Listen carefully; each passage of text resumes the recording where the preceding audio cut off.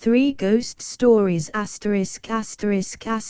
transcribed from the 1894 Chapman and Hall edition of Christmas Stories by David Price. Email ccx074@pglaf.org. 3 Ghost Stories by Charles Dickens. Contents: The Haunted House 121, The Trial for Murder 303, The Signal Man 312, The Haunted House.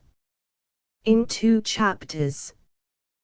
121, 1859. The Mortals in the House. Under none of the accredited ghostly circumstances, and environed by none of the conventional ghostly surroundings, did I first make acquaintance with the house which is the subject of this Christmas piece. I saw it in the daylight, with the sun upon it. There was no wind, no rain, no lightning, no thunder, no awful or unwanted circumstance, of any kind, to heighten its effect. More than that, I had come to it direct from a railway station. It was not more than a mile distant from the railway station, and, as I stood outside the house, looking back upon the way I had come, I could see the goods train running smoothly along the embankment in the valley. I will not say that everything was utterly commonplace, because I doubt if anything can be that, except to utterly commonplace people, and there my vanity steps in, but I will take it on myself to say that anybody might see the house as I saw it, any fine autumn morning. The manner of my lighting on it was this. I was travelling towards London out of the north, intending to stop by the way, to look at the house. My health required a temporary residence in the country, and a friend of mine who knew that, and who had happened to drive past the house, had written to me to suggest it as a likely place. I had got into the train at midnight, and had fallen asleep, and had woke up and had sat looking out of window at the brilliant northern lights in the sky, and had fallen asleep again, and had woke up again to find the night gone, with the usual discontented conviction on me that I hadn't been to sleep at all, upon which question, in the first imbecility of that condition, I am ashamed to believe that I would have done wager by battle with the man who sat opposite me. That opposite man had, through the night, as that opposite man always has, several legs too many, and all of them too long. In addition to this unreasonable conduct, which was only to be expected of him, he had had a pencil and a pocket book, and had been perpetually listening and taking notes.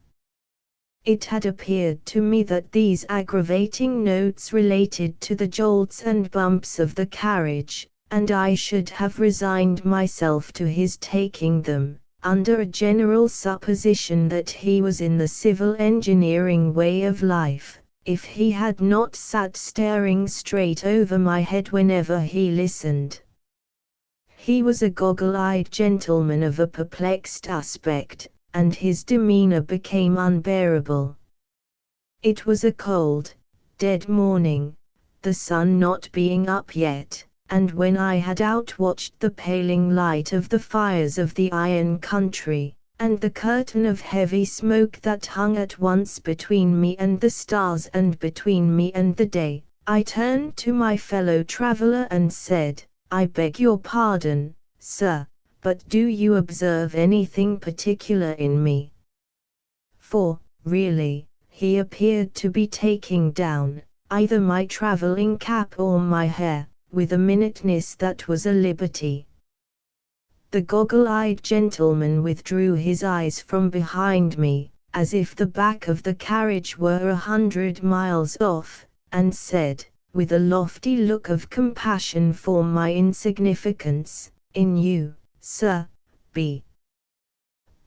sir, said I, growing warm. I have nothing to do with you, sir, returned the gentleman, pray let me listen, oh. He enunciated this vowel after a pause, and noted it down. At first I was alarmed, for an express lunatic and no communication with the god, is a serious position. The thought came to my relief that the gentleman might be what is popularly called a rapper, one of a sect for some of whom I have the highest respect, but whom I don't believe in. I was going to ask him the question, when he took the bread out of my mouth. You will excuse me, said the gentleman contemptuously, if I am too much in advance of common humanity to trouble myself at all about it. I have passed the night, as indeed I pass the whole of my time now, in spiritual intercourse. Oh, said I, somewhat snappishly. The conferences of the night began, continued the gentleman, turning several leaves of his notebook, with this message: evil communications corrupt good manners. Sound, said I, but absolutely new. New from spirits, returned the gentleman. I could only repeat my rather snappish "oh," and ask if I might be favored with the last communication. A bird in the hand, said the gentleman, reading his last entry with great solemnity, is worth two in the bush. Truly I am of the same opinion, said I, but shouldn't it be bush? It came to me, bush, returned the gentleman. The gentleman then informed me that the spirit of Socrates had delivered this special revelation in the course of the night. My friend, I hope you are pretty well. There are two in this railway carriage. How do you do? There are 17,479 spirits here, but you cannot see them. Pythagoras is here. He is not at liberty to mention it, but hopes you like traveling. Galileo likewise had dropped in, with this scientific intelligence. I am glad to see you, amico. Come, stay. Water will freeze when it is cold enough. Addio. In the course of the night, also, the following phenomena had occurred. Bishop Butler had insisted on spelling his name, Bubbler, for which offense against orthography and good manners he had been dismissed as out of temper. John Milton, suspected of wilful mystification, had repudiated the authorship of Paradise Lost, and had introduced, as joint authors of that poem, two unknown gentlemen, respectively named Grungers and Skagingtone. And Prince Arthur, nephew of King John of England, had described himself as tolerably comfortable in the seventh circle, where he was learning to paint on velvet, under the direction of Mrs. Trimmer and Mary Queen of Scots. If this should meet the eye of the gentleman who favoured me with these disclosures, I trust he will excuse my confessing that the sight of the rising sun, and the contemplation of the magnificent order of the vast universe, made me impatient of them. In a word, I was so impatient of them, that I was mightily glad to get out at the next station, and to exchange these clouds and vapours for the free air of heaven.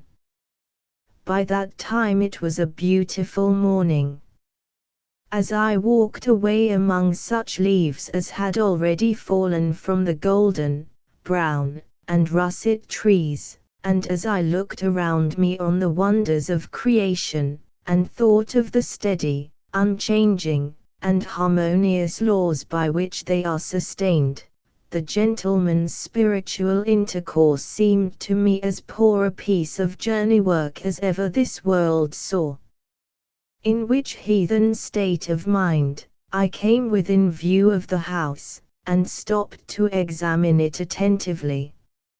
It was a solitary house, standing in a sadly neglected garden, a pretty even square of some 2 acres.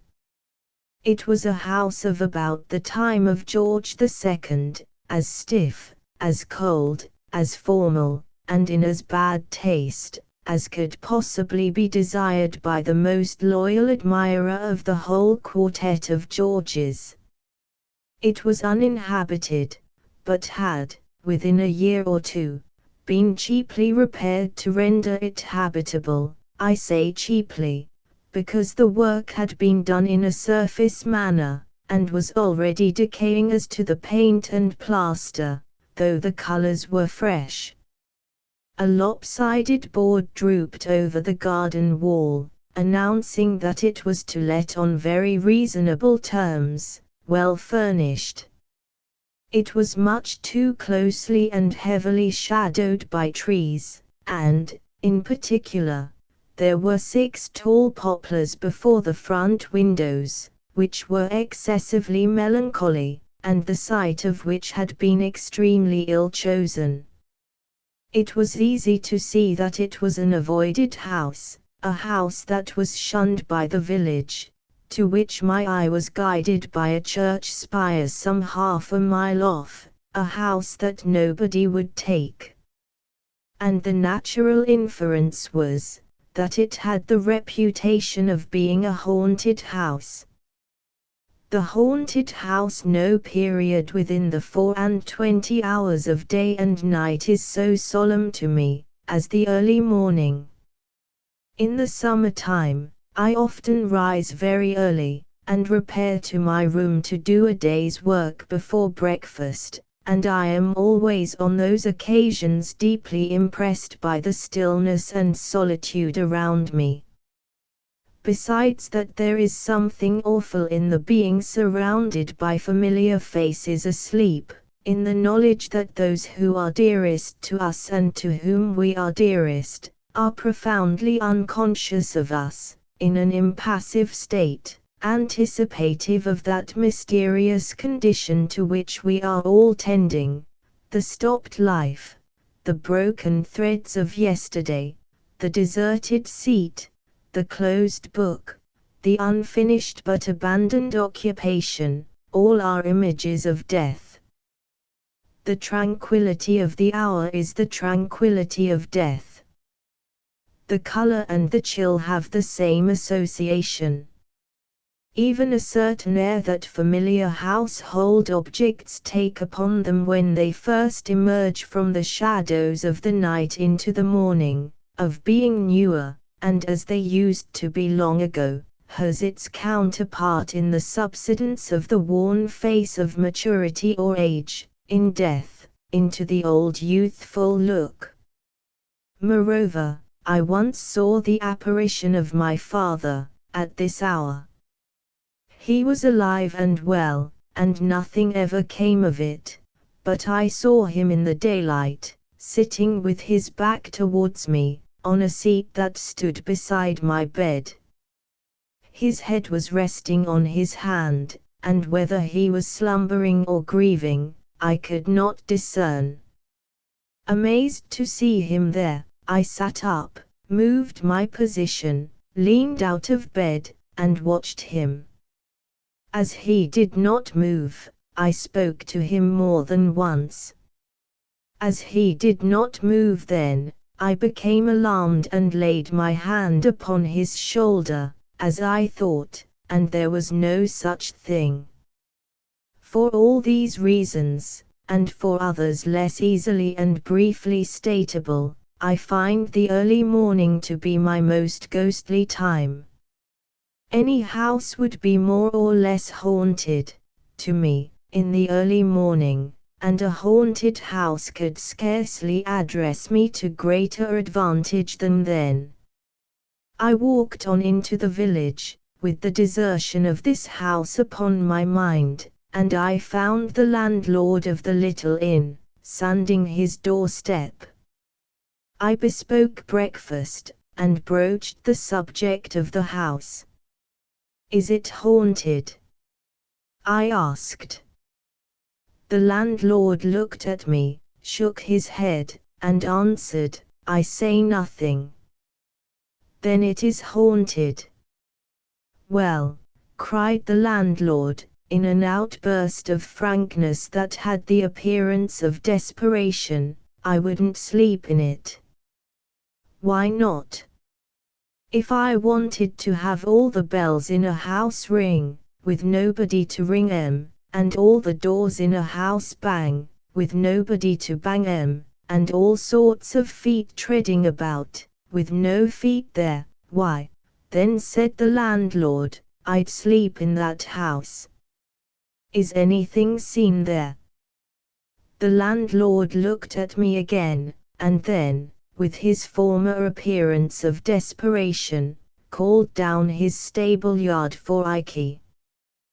The call produced a high-shouldered young fellow, with a round red face, a short crop of sandy hair, a very broad humorous mouth, a turned-up nose, and a great-sleeved waistcoat of purple bars, with mother-of-pearl buttons, that seemed to be growing upon him, and to be in a fair way, if it were not pruned, of covering his head and over-unning his boots.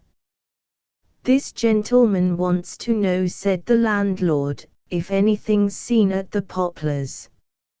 "Hooded woman with a howl," said Ike, in a state of great freshness. "Do you mean a cry?" "I mean a bird, sir." "A hooded woman with an owl. Dear me! Did you ever see her?" "I seen the howl." "Never the woman?" "Not so plain as the howl, but they always keeps together." "Has anybody ever seen the woman as plainly as the owl?" "Lord bless you, sir. Lots." "Who?" "Lord bless you, sir. Lots. The general dealer opposite, for instance, who is opening his shop." "Perkins." "Bless you, Perkins wouldn't go nigh the place."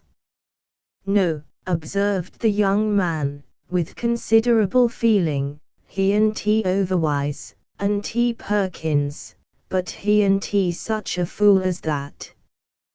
Here, the landlord murmured his confidence in Perkins's knowing better. "Who is, or who was, the hooded woman with the owl? Do you know?" "Well," said Ike, holding up his cap with one hand while he scratched his head with the other, "they say, in general, that she was murdered, and the howl he hooted the while." This very concise summary of the facts was all I could learn, except that a young man, as hearty and likely a young man as ever I see, had been took with fits and held down in after seeing the hooded woman. Also, that a personage, dimly described as a old chap, a sort of one-eyed tramp, answering to the name of Jobby, unless you challenged him as Greenwood, and then he said, "Why not?" and even if so, mind your own business, had encountered the hooded woman, a matter of 5 or 6 times. But I was not materially assisted by these witnesses, inasmuch as the first was in California, and the last was, as Ike said, and he was confirmed by the landlord, anywheres. Now, although I regard with a hushed and solemn fear, the mysteries, between which and this state of existence is interposed the barrier of the great trial and change that fall on all the things that live, and although I have not the audacity to pretend that I know anything of them, I can no more reconcile the mere banging of doors, ringing of bells, creaking of boards, and such like insignificances, with the majestic beauty and pervading analogy of all the divine rules that I am permitted to understand, than I had been able, a little while before, to yoke the spiritual intercourse of my fellow traveller to the chariot of the rising sun. Moreover, I had lived in 2 haunted houses, both abroad. In one of these, an old Italian palace, which bore the reputation of being very badly haunted indeed, and which had recently been twice abandoned on that account, I lived 8 months, most tranquilly and pleasantly, notwithstanding that the house had a score of mysterious bedrooms, which were never used, and possessed, in one large room in which I sat reading, times out of number at all hours, and next to which I slept, a haunted chamber of the first pretensions. I gently hinted these considerations to the landlord.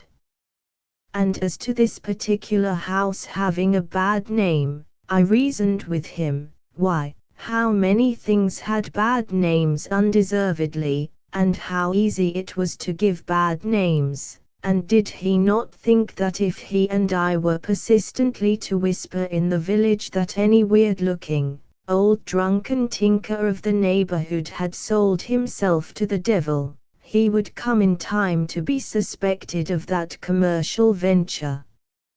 All this wise talk was perfectly ineffective with the landlord, I am bound to confess, and was as dead a failure as ever I made in my life. To cut this part of the story short, I was piqued about the haunted house, and was already half resolved to take it.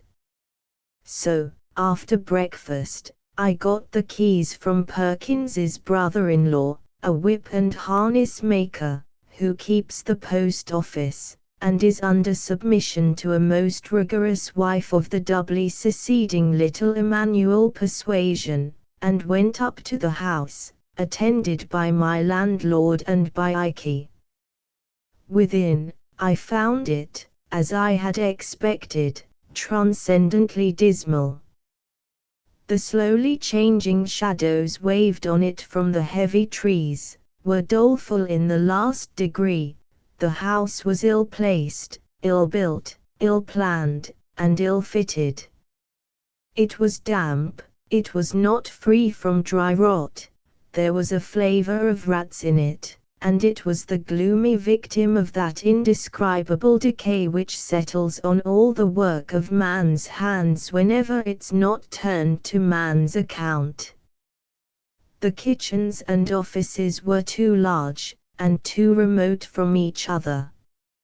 Above stairs and below, waste tracts of passage intervened between patches of fertility represented by rooms, and there was a mouldy old well with a green growth upon it, hiding like a murderous trap, near the bottom of the back stairs, under the double row of bells. One of these bells was labelled, on a black ground in faded white letters, Master B. This, they told me, was the bell that rang the most. Who was Master B. I asked. Is it known what he did while the owl hooted? Rang the bell, said Ike. I was rather struck by the prompt dexterity with which this young man pitched his fur cap at the bell, and rang it himself. It was a loud, unpleasant bell, and made a very disagreeable sound. The other bells were inscribed according to the names of the rooms to which their wires were conducted, as picture room, double room, clock room, and the like. Following Master B.'s bell to its source, I found that young gentleman to have had but indifferent third-class accommodation in a triangular cabin under the cock loft, with a corner fireplace which Master B must have been exceedingly small if he were ever able to warm himself at, and a corner chimneypiece like a pyramidal staircase to the ceiling for Tom Thumb. The papering of one side of the room had dropped down bodily, with fragments of plaster adhering to it, and almost blocked up the door. It appeared that Master B, in his spiritual condition, always made a point of pulling the paper down. Neither the landlord nor Ike could suggest why he made such a fool of himself. Except that the house had an immensely large rambling loft at top, I made no other discoveries. It was moderately well furnished, but sparely. Some of the furniture, say, a third, was as old as the house, the rest was of various periods within the last half-century. I was referred to a corn chandler in the market-place of the county town to treat for the house. I went that day, and I took it for 6 months. It was just the middle of October when I moved in with my maiden sister. I venture to call her 38. She is so very handsome, sensible, and engaging. We took with us a deaf stableman, my bloodhound Turk, 2 women servants, and a young person called an odd girl. I have reason to record of the attendant last enumerated, who was one of the St. Lawrence's Union female orphans, that she was a fatal mistake and a disastrous engagement. The year was dying early, the leaves were falling fast, it was a raw cold day when we took possession, and the gloom of the house was most depressing. The cook, an amiable woman, but of a weak turn of intellect, burst into tears on beholding the kitchen, and requested that her silver watch might be delivered over to her sister, 2 Tuppintox Gardens, Liggs's Walk, Clapham Rise, in the event of anything happening to her from the damp. Streaker, the housemaid, feigned cheerfulness, but was the greater martyr.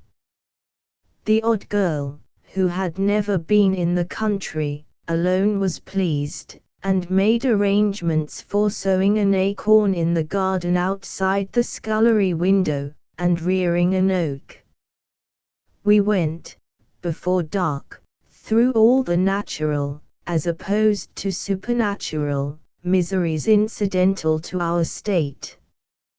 Dispiriting reports ascended, like the smoke, from the basement in volumes, and descended from the upper rooms. There was no rolling pin, there was no salamander, which failed to surprise me, for I don't know what it is. There was nothing in the house, what there was broken. The last people must have lived like pigs. What could the meaning of the landlord be? Through these distresses, the odd girl was cheerful and exemplary. But within 4 hours after dark we had got into a supernatural groove, and the odd girl had seen eyes and was in hysterics. My sister and I had agreed to keep the haunting strictly to ourselves, and my impression was, and still is, that I had not left Ike, when he helped to unload the cart, alone with the women, or any one of them, for 1 minute. Nevertheless, as I say, the odd girl had seen eyes, no other explanation could ever be drawn from her, before 9, and by 10 o'clock had had as much vinegar applied to her as would pickle a handsome salmon. I leave a discerning public to judge of my feelings, when, under these untoward circumstances, at about 10:30 o'clock Master B.'s bell began to ring in a most infuriated manner, and Turk howled until the house resounded with his lamentations. I hope I may never again be in a state of mind so unchristian as the mental frame in which I lived for some weeks, respecting the memory of Master B. Whether his bell was rung by rats, or mice, or bats, or wind, or what other accidental vibration, or sometimes by one cause, sometimes another, and sometimes by collusion, I don't know, but certain it is, that it did ring 2 nights out of 3, until I conceived the happy idea of twisting Master B.'s neck, in other words, breaking his bell short off, and silencing that young gentleman, as to my experience and belief, forever. But, by that time, the odd girl had developed such improving powers of catalepsy, that she had become a shining example of that very inconvenient disorder. She would stiffen, like a Guy Fawkes endowed with unreason, on the most irrelevant occasions.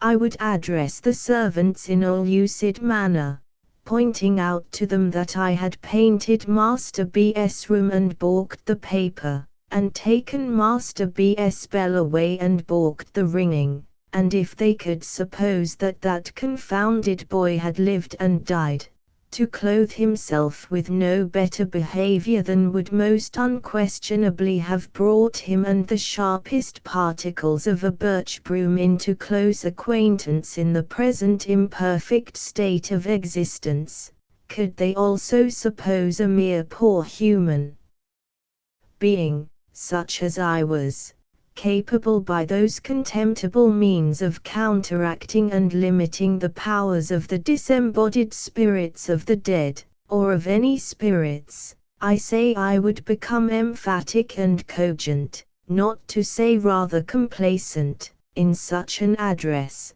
when it would all go for nothing by reason of the odd girl's suddenly stiffening from the toes upward, and glaring among us like a parochial petrifaction. Streaker, the housemaid, too, had an attribute of a most discomforting nature. I am unable to say whether she was of an unusually lymphatic temperament, or what else was the matter with her, but this young woman became a mere distillery for the production of the largest and most transparent tears I ever met with. Combined with these characteristics, was a peculiar tenacity of hold in those specimens, so that they didn't fall, but hung upon her face and nose. In this condition, and mildly and deplorably shaking her head, her silence would throw me more heavily than the admirable Crichton could have done in a verbal disputation for a purse of money. Cook, likewise, always covered me with confusion as with a garment, by neatly winding up the session with the protest that the house was wearing her out, and by meekly repeating her last wishes regarding her silver watch. As to our nightly life, the contagion of suspicion and fear was among us, and there is no such contagion under the sky. Hooded women. According to the accounts, we were in a perfect convent of hooded women. Noises. With that contagion downstairs, I myself have sat in the dismal parlor, listening, until I have heard so many and such strange noises, that they would have chilled my blood if I had not warmed it by dashing out to make discoveries. Try this in bed, in the dead of the night. Try this at your own comfortable fireside, in the life of the night. You can fill any house with noises, if you will, until you have a noise for every nerve in your nervous system. I repeat, the contagion of suspicion and fear was among us, and there is no such contagion under the sky. The women, their noses in a chronic state of excoriation from smelling salts, were always primed and loaded for a swoon, and ready to go off with hair triggers. The two elder detached the odd girl on all expeditions that were considered doubly hazardous, and she always established the reputation of such adventures by coming back cataleptic. If Cook or Streaker went overhead after dark, we knew we should presently hear a bump on the ceiling, and this took place so constantly that it was as if a fighting man were engaged to go about the house, administering a touch of his art which I believe is called the auctioneer, to every domestic he met with. It was in vain to do anything. It was in vain to be frightened, for the moment in one's own person, by a real owl, and then to show the owl. It was in vain to discover, by striking an accidental discord on the piano, that Turk always howled at particular notes and combinations. It was in vain to be a Rhadamanthus with the bells, and if an unfortunate bell rang without leave, to have it down inexorably and silence it. It was in vain to fire up chimneys, let torches down the well, charge furiously into suspected rooms and recesses. We changed servants, and it was no better. The new set ran away, and a third set came, and it was no better. At last, our comfortable housekeeping got to be so disorganized and wretched, that I one night dejectedly said to my sister, "Patty, I begin to despair of our getting people to go on with us here, and I think we must give this up." My sister, who is a woman of immense spirit, replied, "No, John, don't give it up. Don't be beaten, John. There is another way." "And what is that?" said I. "John," returned my sister, "if we are not to be driven out of this house, and that for no reason whatever, that is apparent to you or me, we must help ourselves and take the house wholly and solely into our own hands." "But the servants," said I. "Have no servants," said my sister, boldly. Like most people in my grade of life, I had never thought of the possibility of going on without those faithful obstructions. The notion was so new to me when suggested, that I looked very doubtful. "We know they come here to be frightened and infect one another, and we know they are frightened and do infect one another," said my sister. "With the exception of Bottles," I observed, in a meditative tone. "The deaf stableman. I kept him in my service, and still keep him, as a phenomenon of moroseness not to be matched in England." "To be sure," John assented my sister, "except Bottles." "And what does that go to prove?" "Bottles talks to nobody, and hears nobody unless he is absolutely roared at, and what alarm has Bottles ever given, or taken?" "None." This was perfectly true, the individual in question having retired, every night at 10 o'clock, to his bed over the coach house, with no other company than a pitchfork and a pail of water. That the pail of water would have been over me, and the pitchfork through me, if I had put myself without announcement in Bottles's way after that minute, I had deposited in my own mind as a fact worth remembering.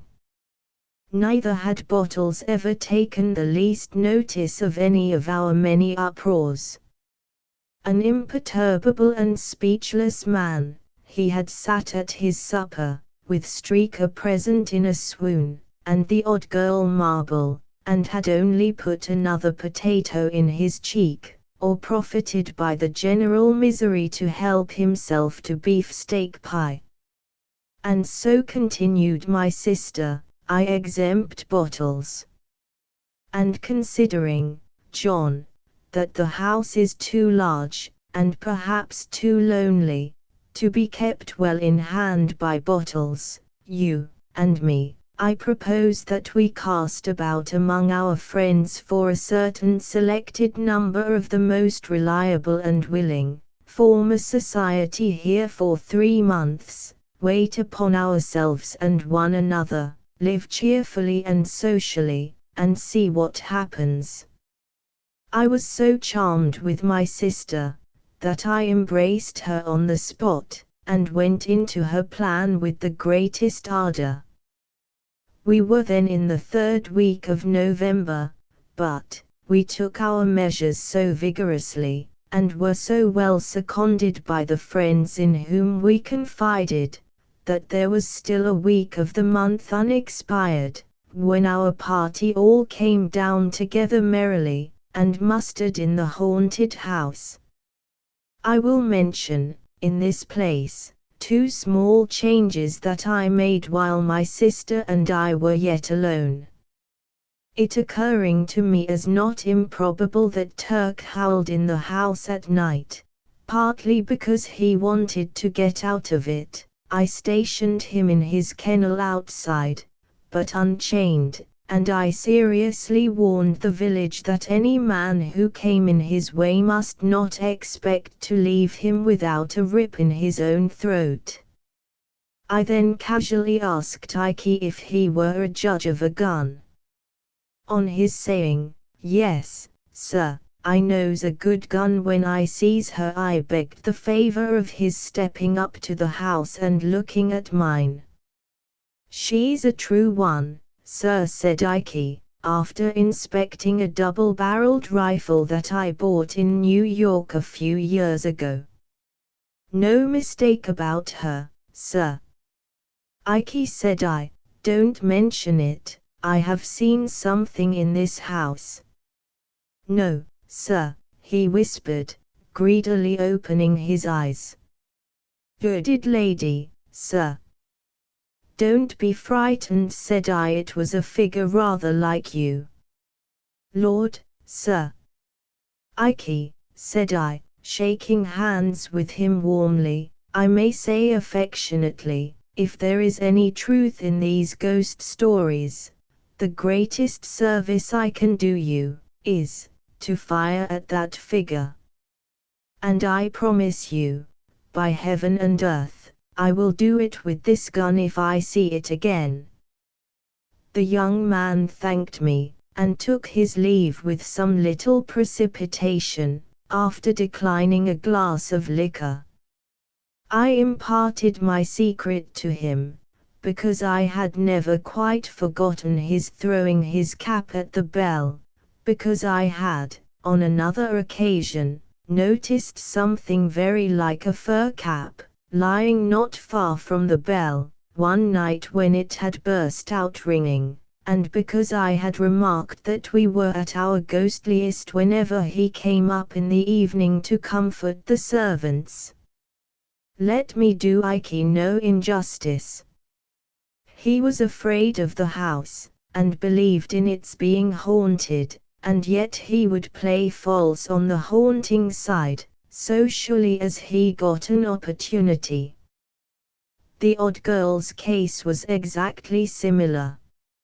She went about the house in a state of real terror, and yet lied monstrously and wilfully, and invented many of the alarms she spread, and made many of the sounds we heard.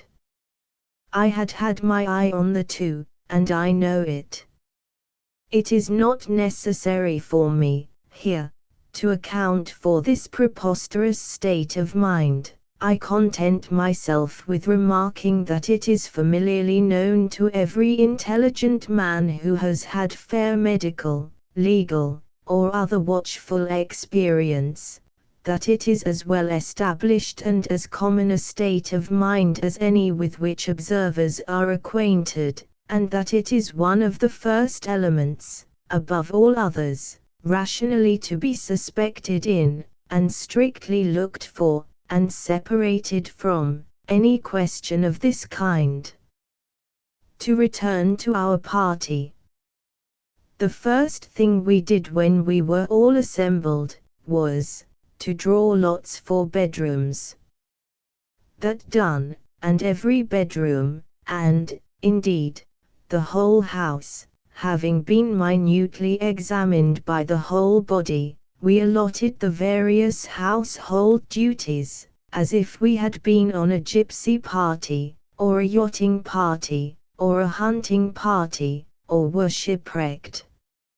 I then recounted the floating rumors concerning the hooded lady, the owl, and Master B, with others, still more filmy, which had floated about during our occupation, relative to some ridiculous old ghost of the female gender who went up and down, carrying the ghost of a round table, and also to an impalpable jackass, whom nobody was ever able to catch. Some of these ideas I really believe our people below had communicated to one another in some diseased way, without conveying them in words.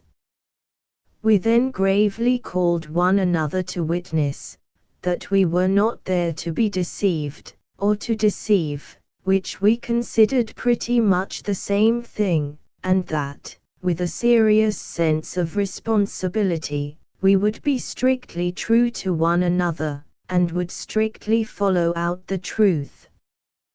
The understanding was established, that anyone who heard unusual noises in the night, and who wished to trace them, should knock at my door. Lastly, that on 12th night, the last night of Holy Christmas, all our individual experiences since that then present hour of our coming together in the haunted house, should be brought to light for the good of all, and that we would hold our peace on the subject till then, unless on some remarkable provocation to break silence. We were, in number and in character, as follows. First, to get my sister and myself out of the way, there were we two. In the drawing of lots, my sister drew her own room, and I drew Master B.'s.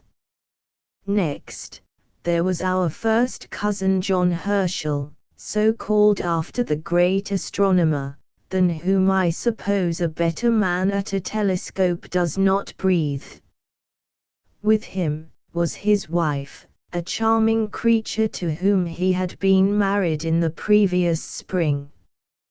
I thought it, under the circumstances, rather imprudent to bring her, because there is no knowing what even a false alarm may do at such a time, but I suppose he knew his own business best, and I must say that if she had been my wife, I never could have left her endearing and bright face behind.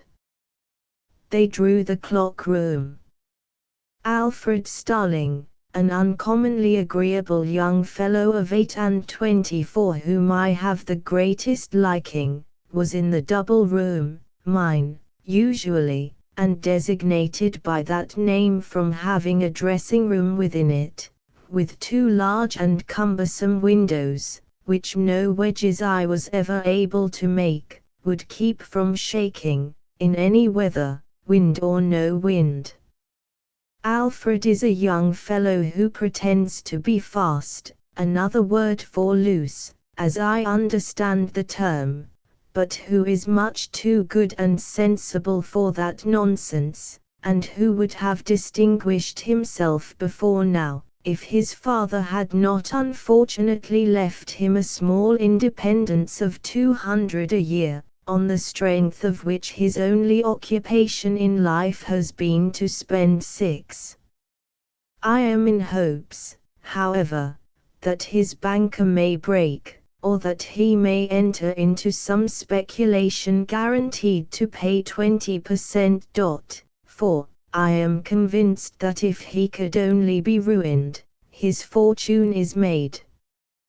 Belinda Bates, bosom friend of my sister, and a most intellectual, amiable, and delightful girl, got the picture room. She has a fine genius for poetry, combined with real business earnestness, and goes in, to use an expression of Alfred's, for woman's mission, woman's rights, woman's wrongs, and everything that is woman's with a capital W, or is not and ought to be, or is and ought not to be. Most praiseworthy, my dear, and heaven prosper you. I whispered to her on the first night of my taking leave of her at the picture-room door, but don't overdo it. And in respect of the great necessity there is, my darling, for more employments being within the reach of women than our civilization has as yet assigned to her, don't fly at the unfortunate men, even those men who are at first sight in your way, as if they were the natural oppressors of your sex, for, trust me, Belinda, they do sometimes spend their wages among wives and daughters, sisters, mothers, aunts, and grandmothers, and the play is, really, not all Wolf and Red Riding Hood, but has other parts in it. However, I digress. Belinda, as I have mentioned, occupied the picture room. We had but 3 other chambers, the corner room, the cupboard room, and the garden room. My old friend, Jack Governor, slung his hammock as he called it, in the corner room. I have always regarded Jack as the finest looking sailor that ever sailed. He is grey now, but as handsome as he was a quarter of a century ago, nay, handsomer. A portly, cheery, well-built figure of a broad-shouldered man, with a frank smile, a brilliant dark eye, and a rich dark eyebrow. I remember those under darker hair, and they look all the better for their silver setting. He has been wherever his Union namesake flies, has Jack, and I have met old shipmates of his, away in the Mediterranean and on the other side of the Atlantic, who have beamed and brightened at the casual mention of his name, and have cried, "You know Jack Governor. Then you know a prince of men." That he is. And so unmistakably a naval officer, that if you were to meet him coming out of an Esquimau's snow hut in seal's skin, you would be vaguely persuaded he was in full naval uniform. Jack once had that bright clear eye of his on my sister, but it fell out that he married another lady and took her to South America, where she died. This was a dozen years ago or more. He brought down with him to our haunted house a little cask of salt beef, for he is always convinced that all salt beef not of his own pickling is mere carrion, and invariably, when he goes to London, packs a piece in his portmanteau. He had also volunteered to bring with him one Nat Beaver, an old comrade of his, captain of a merchantman. Mr. Beaver, with a thick-set wooden face and figure, and apparently as hard as a block all over, proved to be an intelligent man, with a world of watery experiences in him, and great practical knowledge. At times, there was a curious nervousness about him, apparently the lingering result of some old illness, but it seldom lasted many minutes. He got the cupboard room, and lay there next to Mr. Undery, my friend and solicitor, who came down, in an amateur capacity, to go through with it as he said, and who plays whist better than the whole law list, from the red cover at the beginning to the red cover at the end. I never was happier in my life, and I believe it was the universal feeling among us. Jack Governor, always a man of wonderful resources, was chief cook, and made some of the best dishes I ever ate, including unapproachable curries. My sister was pastry cook and confectioner. Starling and I were cook's mate, turn and turn about, and on special occasions the chief cook pressed Mr. Beaver. We had a great deal of outdoor sport and exercise, but nothing was neglected within, and there was no ill humor or misunderstanding among us, and our evenings were so delightful that we had at least one good reason for being reluctant to go to bed. We had a few night alarms in the beginning. On the first night, I was knocked up by Jack with a most wonderful ship's lantern in his hand, like the gills of some monster of the deep, who informed me that he was going aloft to the main truck to have the weathercock down. It was a stormy night and I remonstrated, but Jack called my attention to its making a sound like a cry of despair, and said somebody would be hailing a ghost presently, if it wasn't done. So, up to the top of the house, where I could hardly stand for the wind, we went, accompanied by Mr. Beaver, and there Jack, lantern and all, with Mr. Beaver after him, swarmed up to the top of a cupola, some 24 feet above the chimneys, and stood upon nothing particular, coolly knocking the weathercock off, until they both got into such good spirits with the wind and the height, that I thought they would never come down. Another night, they turned out again, and had a chimney cowl off. Another night, they cut a sobbing and gulping water pipe away. Another night, they found out something else. On several occasions, they both, in the coolest manner, simultaneously dropped out of their respective bedroom windows, hand over hand by their counterpanes, to overhaul something mysterious in the garden. The engagement among us was faithfully kept, and nobody revealed anything. All we knew was, if anyone's room were haunted, no one looked the worse for it. The ghost in Master B.'s room. When I established myself in the triangular garret which had gained so distinguished a reputation, my thoughts naturally turned to Master B. My speculations about him were uneasy and manifold.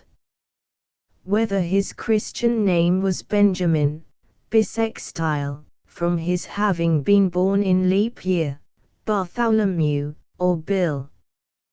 Whether the initial letter belonged to his family name, and that was Baxter, Black, Brown, Barker, Buggins, Baker, or Bird. Whether he was a foundling, and had been baptized B. Whether he was a lion-hearted boy, and B was short for Briton, or for Bull. Whether he could possibly have been kith and kin to an illustrious lady who brightened my own childhood, and had come of the blood of the brilliant Mother Bunch. With these profitless meditations I tormented myself much. I also carried the mysterious letter into the appearance and pursuits of the deceased, wondering whether he dressed in blue, wore boots, he couldn't have been bald, was a boy of brains, liked books, was good at bowling, had any skill as a boxer, even in his buoyant boyhood bathed from a bathing machine at Bognor, Bangor, Bournemouth, Brighton, or Broadstairs, like a bounding billiard ball. So, from the first, I was haunted by the letter B. It was not long before I remarked that I never by any hazard had a dream of Master B, or of anything belonging to him. But, the instant I awoke from sleep, at whatever hour of the night, my thoughts took him up, and roamed away, trying to attach his initial letter to something that would fit it and keep it quiet. For 6 nights, I had been worried thus in Master B.'s room, when I began to perceive that things were going wrong. The first appearance that presented itself was early in the morning when it was but just daylight and no more. I was standing shaving at my glass, when I suddenly discovered, to my consternation and amazement, that I was shaving, not myself, I am 50, but a boy. Apparently Master B. I trembled and looked over my shoulder, nothing there. I looked again in the glass, and distinctly saw the features and expression of a boy, who was shaving, not to get rid of a beard, but to get one. Extremely troubled in my mind, I took a few turns in the room, and went back to the looking-glass, resolved to steady my hand and complete the operation in which I had been disturbed. Opening my eyes, which I had shut while recovering my firmness, I now met in the glass, looking straight at me, the eyes of a young man of 4 or 25. Terrified by this new ghost, I closed my eyes, and made a strong effort to recover myself. Opening them again, I saw, shaving his cheek in the glass, my father, who has long been dead. Nay, I even saw my grandfather too, whom I never did see in my life. Although naturally much affected by these remarkable visitations, I determined to keep my secret, until the time agreed upon for the present general disclosure. Agitated by a multitude of curious thoughts, I retired to my room, that night, prepared to encounter some new experience of a spectral character. Nor was my preparation needless, for, waking from an uneasy sleep at exactly 2 o'clock in the morning, what were my feelings to find that I was sharing my bed with the skeleton of Master B. I sprang up, and the skeleton sprang up also. I then heard a plaintive voice saying, "Where am I?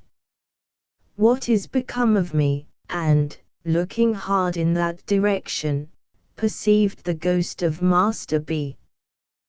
The young spectre was dressed in an obsolete fashion, or rather, was not so much dressed as put into a case of inferior pepper and salt cloth, made horrible by means of shining buttons. I observed that these buttons went, in a double row, over each shoulder of the young ghost, and appeared to descend his back. He wore a frill round his neck. His right hand, which I distinctly noticed to be inky, was laid upon his stomach, connecting this action with some feeble pimples on his countenance, and his general air of nausea. I concluded this ghost to be the ghost of a boy who had habitually taken a great deal too much medicine. "Where am I?" said the little spectre, in a pathetic voice. "And why was I born in the calomel days, and why did I have all that calomel given me?" I replied, with sincere earnestness, that upon my soul I couldn't tell him. "Where is my little sister?" said the ghost, "and where my angelic little wife, and where is the boy I went to school with?" I entreated the phantom to be comforted, and above all things to take heart respecting the loss of the boy he went to school with. I represented to him that probably that boy never did, within human experience, come out well, when discovered. I urged that I myself had, in later life, turned up several boys whom I went to school with, and none of them had at all answered. I expressed my humble belief that that boy never did answer. I represented that he was a mythic character, a delusion, and a snare. I recounted how, the last time I found him at a dinner party behind a wall of white cravat, with an inconclusive opinion on every possible subject, and a power of silent boredom absolutely titanic.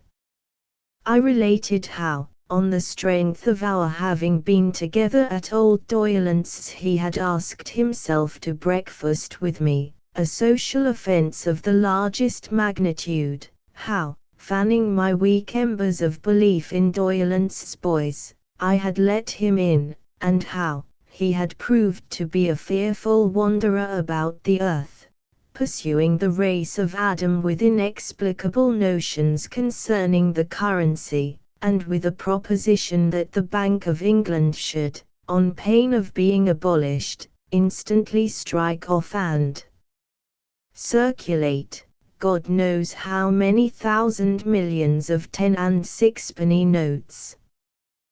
The ghost heard me in silence, and with a fixed stare. "Barber," it apostrophized me when I had finished. "Barber," I repeated, for I am not of that profession. "Condemned," said the ghost, "to shave a constant change of customers, now me, now a young man, now thyself as thou art, now thy father, now thy grandfather, condemned to lie down with a skeleton every night, and to rise with it every morning." I shuddered on hearing this dismal announcement. "Barber, pursue me." I had felt, even before the words were uttered, that I was under a spell to pursue the phantom. I immediately did so, and was in Master B.'s room no longer. Most people know what long and fatiguing night journeys had been forced upon the witches who used to confess, and who, no doubt, told the exact truth, particularly as they were always assisted with leading questions, and the torture was always ready. I assevered that, during my occupation of Master B.'s room, I was taken by the ghost that haunted it, on expeditions fully as long and wild as any of those.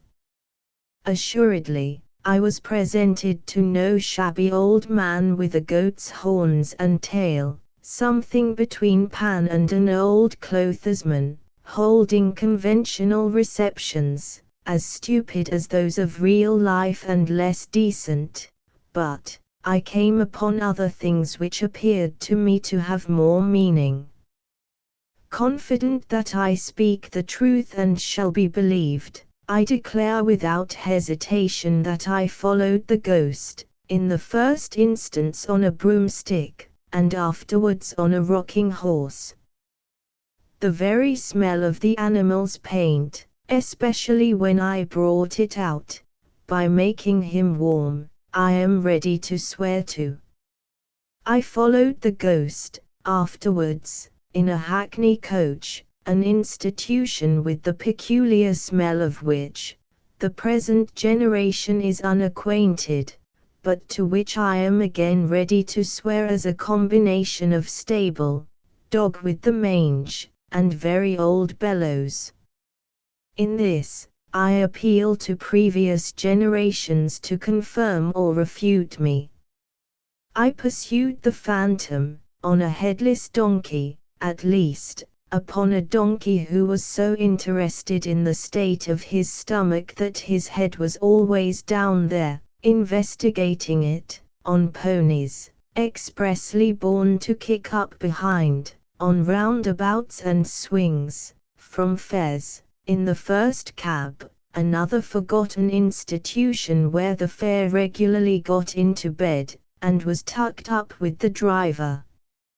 Not to trouble you with a detailed account of all my travels in pursuit of the ghost of Master B, which were longer and more wonderful than those of Sinbad the Sailor, I will confine myself to one experience from which you may judge of many. I was marvelously changed. I was myself, yet not myself. I was conscious of something within me, which has been the same all through my life, and which I have always recognized under all its phases and varieties as never altering, and yet I was not the I who had gone to bed in Master B.'s room. I had the smoothest of faces and the shortest of legs, and I had taken another creature like myself, also with the smoothest of faces and the shortest of legs, behind a door, and was confiding to him a proposition of the most astounding nature. This proposition was, that we should have a seraglio. The other creature assented warmly. He had no notion of respectability, neither had I. It was the custom of the East, it was the way of the good Caliph Harun al-Rashid. Let me have the corrupted name again for once, it is so scented with sweet memories. The usage was highly laudable, and most worthy of imitation. Oh, yes. Let us, said the other creature with a jump, have a seraglio. It was not because we entertained the faintest doubts of the meritorious character of the Oriental establishment we proposed to import, that we perceived it must be kept a secret from Miss Griffin. It was because we knew Miss Griffin to be bereft of human sympathies, and incapable of appreciating the greatness of the great Harun. Mystery impenetrably shrouded from Miss Griffin then, let us entrust it to Miss Buell. We were 10 in Miss Griffin's establishment by Hampstead Ponds, 8 ladies and 2 gentlemen. Miss Buell, whom I judged to have attained the ripe age of 8 or 9, took the lead in society. I opened the subject to her in the course of the day, and proposed that she should become the favorite. Miss Buell, after struggling with the diffidence so natural to, and charming in, her adorable sex, expressed herself as flattered by the idea, but wished to know how it was proposed to provide for Miss Pipson. Miss Buell, who was understood to have vowed towards that young lady, a friendship, halves, and no secrets, until death, on the church service and lessons complete in 2 volumes with case and lock, Miss Buell said she could not, as the friend of Pipson, disguise from herself, or me, that Pipson was not one of the common. Now, Miss Pipson, having curly hair and blue eyes, which was my idea of anything mortal and feminine that was called fair, I promptly replied that I regarded Miss Pipson in the light of a fair Circar Siang. And what then? Miss Buell pensively asked. I replied that she must be inveigled by a merchant, brought to me veiled, and purchased as a slave. The other creature had already fallen into the second male place in the state, and was set apart for Grand Vizier. He afterwards resisted this disposal of events, but had his hair pulled until he yielded. Shall I not be jealous? Miss Buell inquired, casting down her eyes. Zobeide, no, I replied, you will ever be the favorite sultana, the first place in my heart, and on my throne, will be ever yours. Miss Buell, upon that assurance, consented to propound the idea to her 7 beautiful companions. It occurring to me, in the course of the same day, that we knew we could trust a grinning and good-natured soul called Tabby, who was the serving drudge of the house, and had no more figure than one of the beds, and upon whose face there was always more or less black lead, I slipped into Miss Buell's hand after supper, a little note to that effect, dwelling on the black lead as being in a manner deposited by the finger of Providence, pointing Tabby out for Misraw, the celebrated chief of the blacks of the harem. There were difficulties in the formation of the desired institution, as there are in all combinations. The other creature showed himself of a low character, and, when defeated in aspiring to the throne, pretended to have conscientious scruples about prostrating himself before the Caliph, wouldn't call him commander of the faithful, spoke of him slightingly and inconsistently as a mere chap, said he. The other creature wouldn't play, and was otherwise coarse and offensive.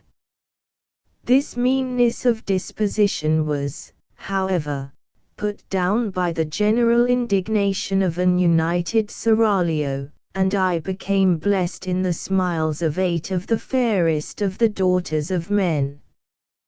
The smiles could only be bestowed when Miss Griffin was looking another way, and only then in a very wary manner, for there was a legend among the followers of the Prophet that she saw with a little round ornament in the middle of the pattern on the back of her shawl. But every day after dinner, for an hour, we were all together, and then the favorite and the rest of the royal harem competed who should most beguile the leisure of the serene Haroun, reposing from the cares of state, which were generally, as in most affairs of state, of an arithmetical character, the commander of the faithful being a fearful boggler at a sum.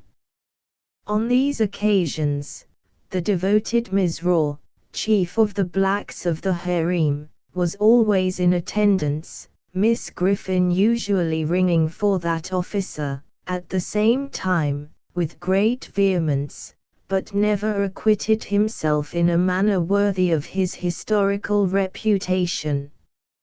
In the first place, his bringing a broom into the divan of the Caliph, even when Haroun wore on his shoulders the red robe of anger, Miss Pipson's pelisse, though it might be got over for the moment, was never to be quite satisfactorily accounted for. In the second place, his breaking out into grinning exclamations of locuprities, was neither Eastern nor respectful.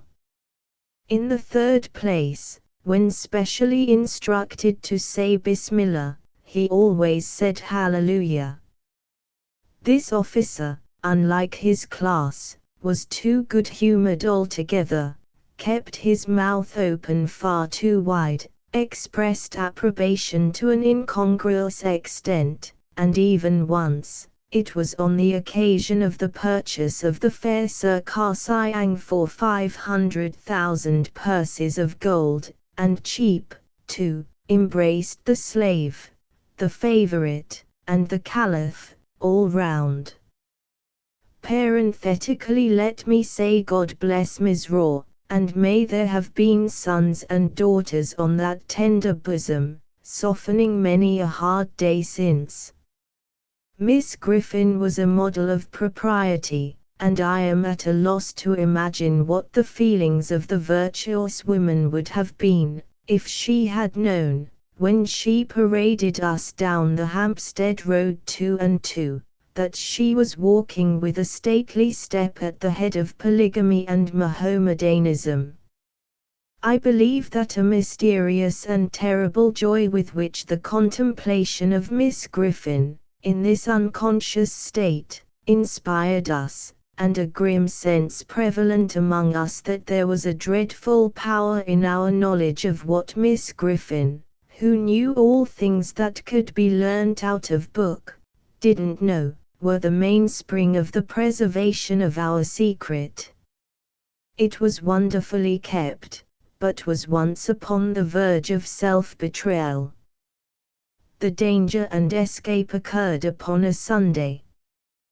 We were all 10 ranged in a conspicuous part of the gallery at church, with Miss Griffin at our head, as we were every Sunday, advertising the establishment in an unsecular sort of way, when the description of Solomon in his domestic glory happened to be read. The moment that monarch was thus referred to, conscience whispered me, "Thou, too, Haroun." The officiating minister had a cast in his eye, and it assisted conscience by giving him the appearance of reading personally at me. A crimson blush, attended by a fearful perspiration, suffused my features. The Grand Vizier became more dead than alive, and the whole seraglio reddened as if the sunset of Baghdad shone direct upon their lovely faces.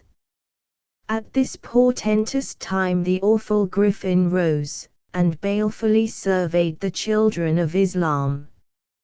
My own impression was, that Church and State had entered into a conspiracy with Miss Griffin to expose us, and that we should all be put into white sheets, and exhibited in the center aisle.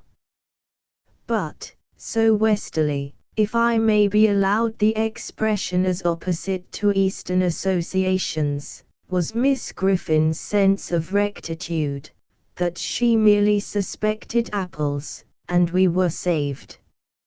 I have called the seraglio, united. Upon the question, solely, whether the commander of the faithful durst exercise a right of kissing in that sanctuary of the palace, were its peerless inmates divided. Zobeide asserted a counter-right in the favourite to scratch, and the fair Circar Siang put her face, for refuge, into a green baize bag, originally designed for books. On the other hand, a young antelope of transcendent beauty from the fruitful plains of Camden Town, whence she had been brought, by traders, in the half-yearly caravan that crossed the intermediate desert after the holidays, held more liberal opinions, but stipulated for limiting the benefit of them to that dog, and son of a dog, the Grand Vizier, who had no rights, and was not in question. At length, the difficulty was compromised by the installation of a very youthful slave as deputy. She, raised upon a stool, officially received upon her cheeks the salutes intended by the gracious Haroun for other sultanas, and was privately rewarded from the coffers of the ladies of the harem. And now it was, at the full height of enjoyment of my bliss, that I became heavily troubled. I began to think of my mother, and what she would say to my taking home at midsummer 8 of the most beautiful of the daughters of men, but all unexpected. I thought of the number of beds we made up at our house, of my father's income, and of the baker, and my despondency redoubled. The seraglio and malicious vizier, divining the cause of their lord's unhappiness, did their utmost to augment it. They professed unbounded fidelity, and declared that they would live and die with him. Reduced to the utmost wretchedness by these protestations of attachment, I lay awake, 4 hours at a time, ruminating on my frightful lot. In my despair, I think I might have taken an early opportunity of falling on my knees before Miss Griffin, avowing my resemblance to Solomon, and praying to be dealt with according to the outraged laws of my country, if an unthought of means of escape had not opened before me. One day, we were out walking, 2 and 2, on which occasion the vizier had his usual instructions to take note of the boy at the turnpike, and if he profanely gazed, which he always did, at the beauties of the harem, to have him bowstrung in the course of the night, and it happened that our hearts were veiled in gloom. An unaccountable action on the part of the antelope had plunged the state into disgrace. That charmer, on the representation that the previous day was her birthday, and that vast treasures had been sent in a hamper for its celebration, both baseless assertions, had secretly but most pressingly invited 35 neighboring princes and princesses to a ball and supper, with a special stipulation that they were not to be fetched till 12. This wandering of the antelope's fancy led to the surprising arrival at Miss Griffin's door, in divers equipages and under various escorts, of a great company in full dress, who were deposited on the top step in a flush of high expectancy, and who were dismissed in tears. At the beginning of the double knocks attendant on these ceremonies, the antelope had retired to a back attic, and bolted herself in, and at every new arrival, Miss Griffin had gone so much more and more distracted, that at last she had been seen to tear her front. Ultimate capitulation on the part of the offender had been followed by solitude in the linen closet, bread and water and a lecture to all, of vindictive length, in which Miss Griffin had used expressions, firstly, "I believe you all of you knew of it," secondly, "every one of you is as wicked as another," thirdly, "a pack of little wretches." Under these circumstances, we were walking drearily along, and I especially, with my musulman responsibilities heavy on me, was in a very low state of mind, when a strange man accosted Miss Griffin, and, after walking on at her side for a little while and talking with her, looked at me. Supposing him to be a minion of the law, and that my hour was come, I instantly ran away, with the general purpose of making for Egypt. The whole seraglio cried out, when they saw me making off as fast as my legs would carry me. I had an impression that the first turning on the left, and round by the public house, would be the shortest way to the pyramids. Miss Griffin screamed after me, the faithless vizier ran after me, and the boy at the turnpike dodged me into a corner, like a sheep, and cut me off.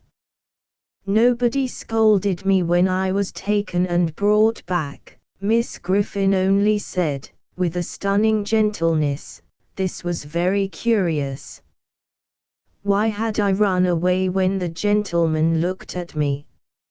If I had had any breath to answer with, I dare say I should have made no answer. Having no breath, I certainly made none.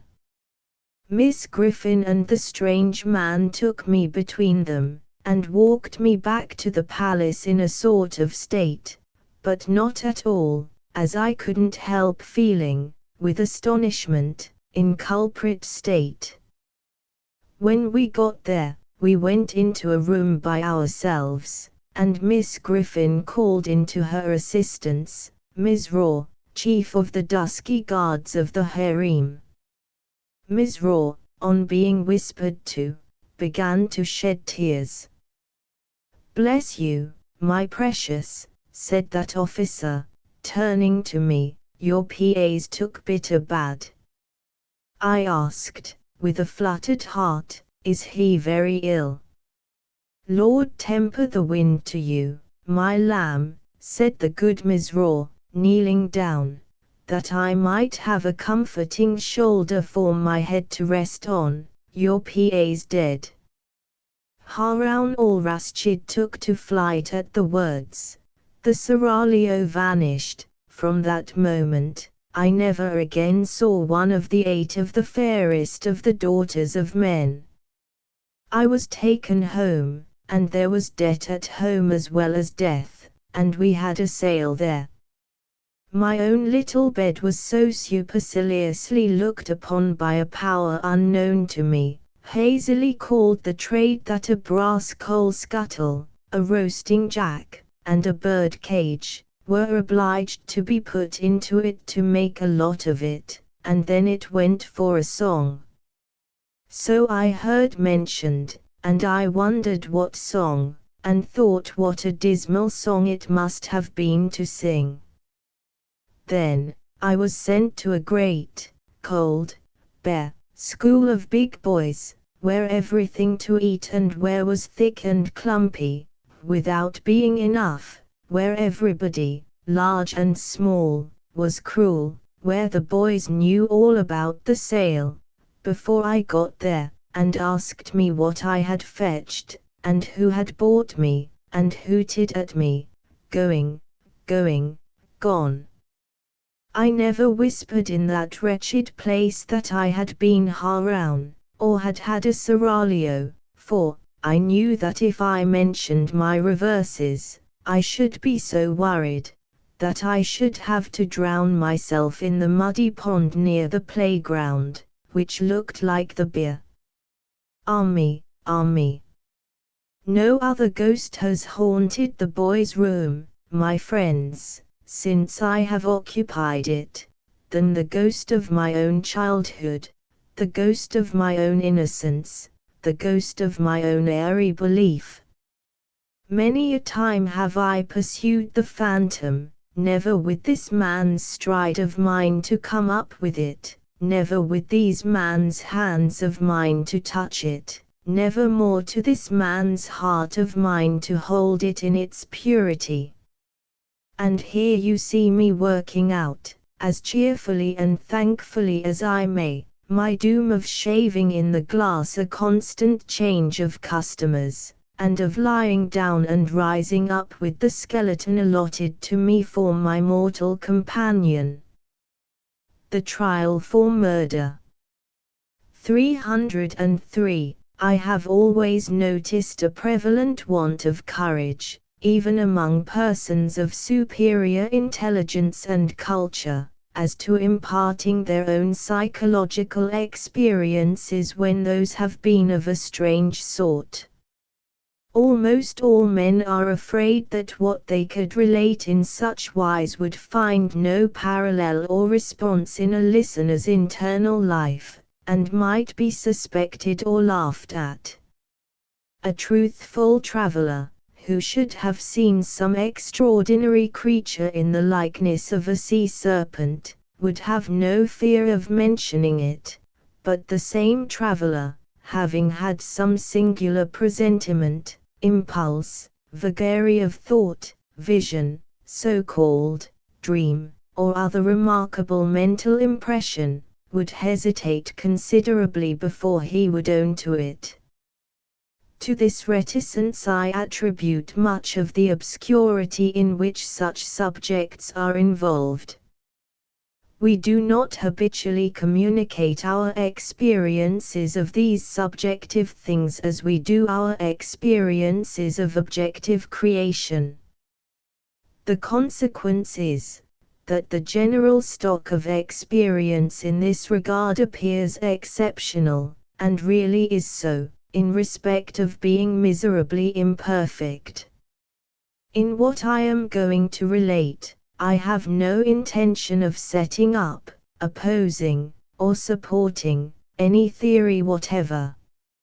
I know the history of the bookseller of Berlin, I have studied the case of the wife of a late Astronomer Royal as related by Sir David Brewster, and I have followed the minutest details of a much more remarkable case of spectral illusion occurring within my private circle of friends.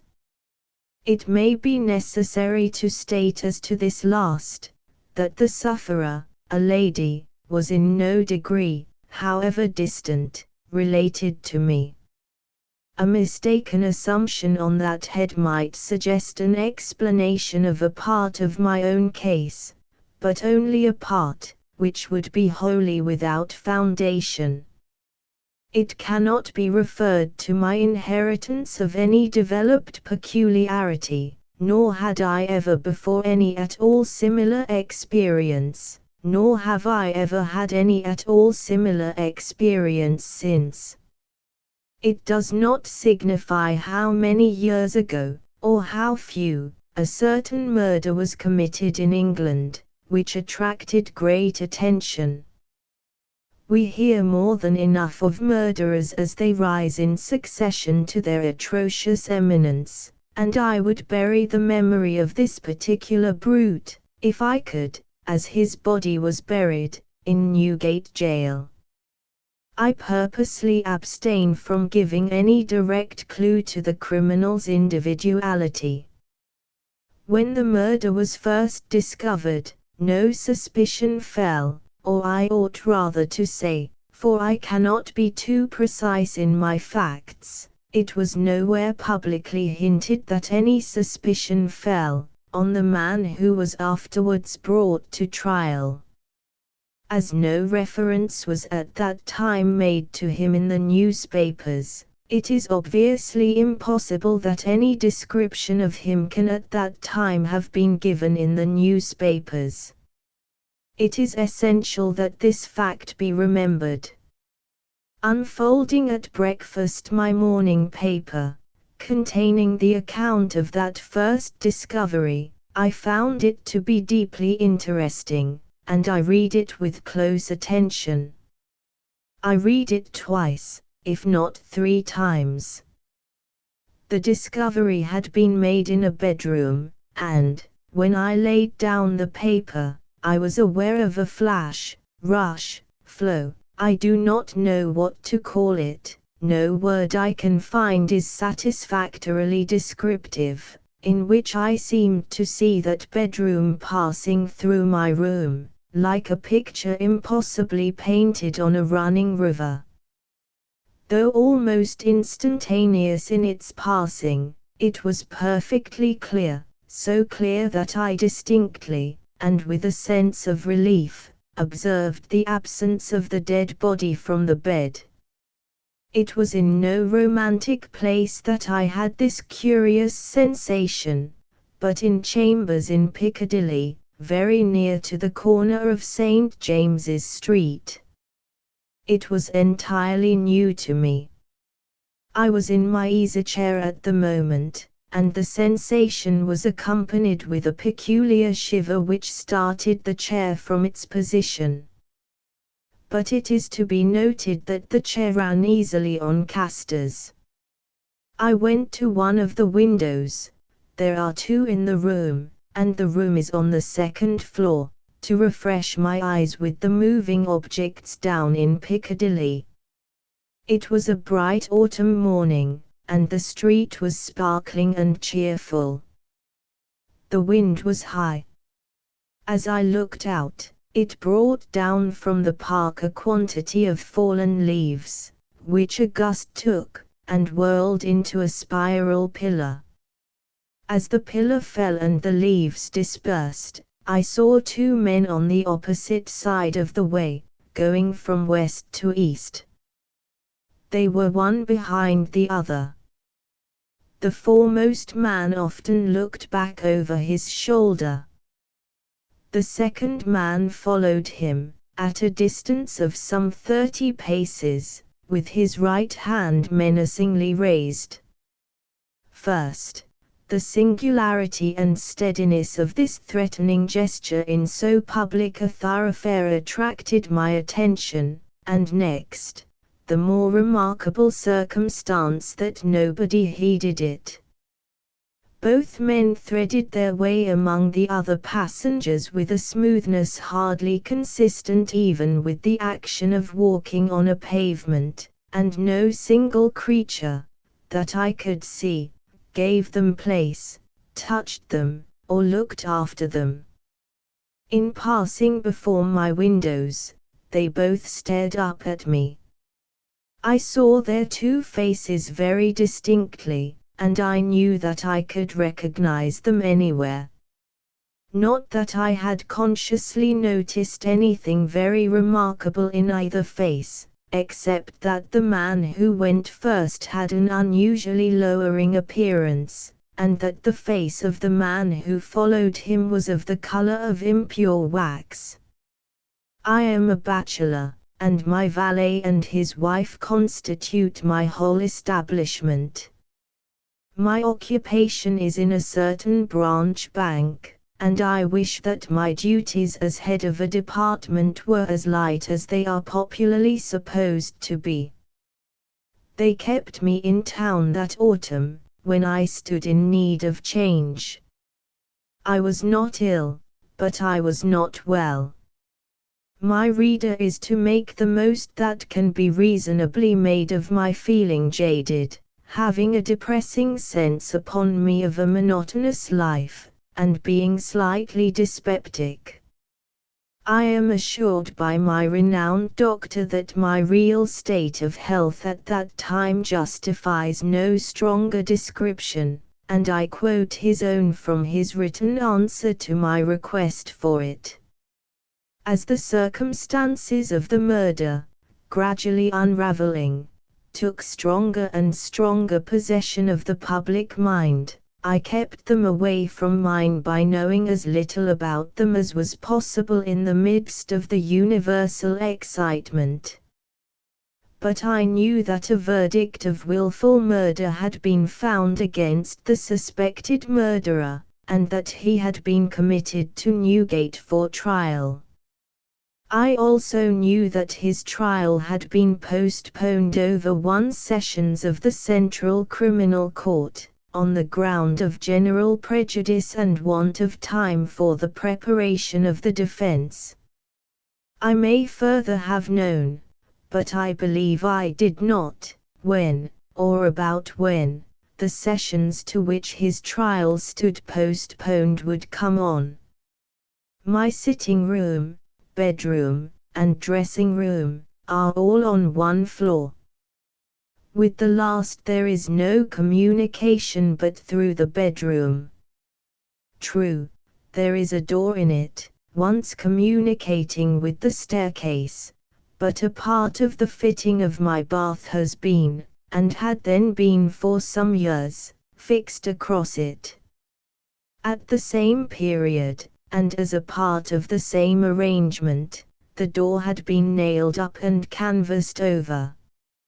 I was standing in my bedroom late one night, giving some directions to my servant before he went to bed. My face was towards the only available door of communication with the dressing room, and it was closed. My servant's back was towards that door. While I was speaking to him, I saw it open, and a man look in, who very earnestly and mysteriously beckoned to me. That man was the man who had gone second of the two along Piccadilly, and whose face was of the color of impure wax. The figure, having beckoned, drew back, and closed the door.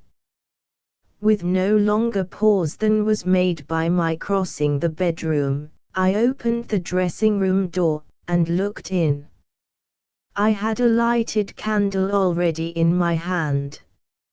I felt no inward expectation of seeing the figure in the dressing-room, and I did not see it there.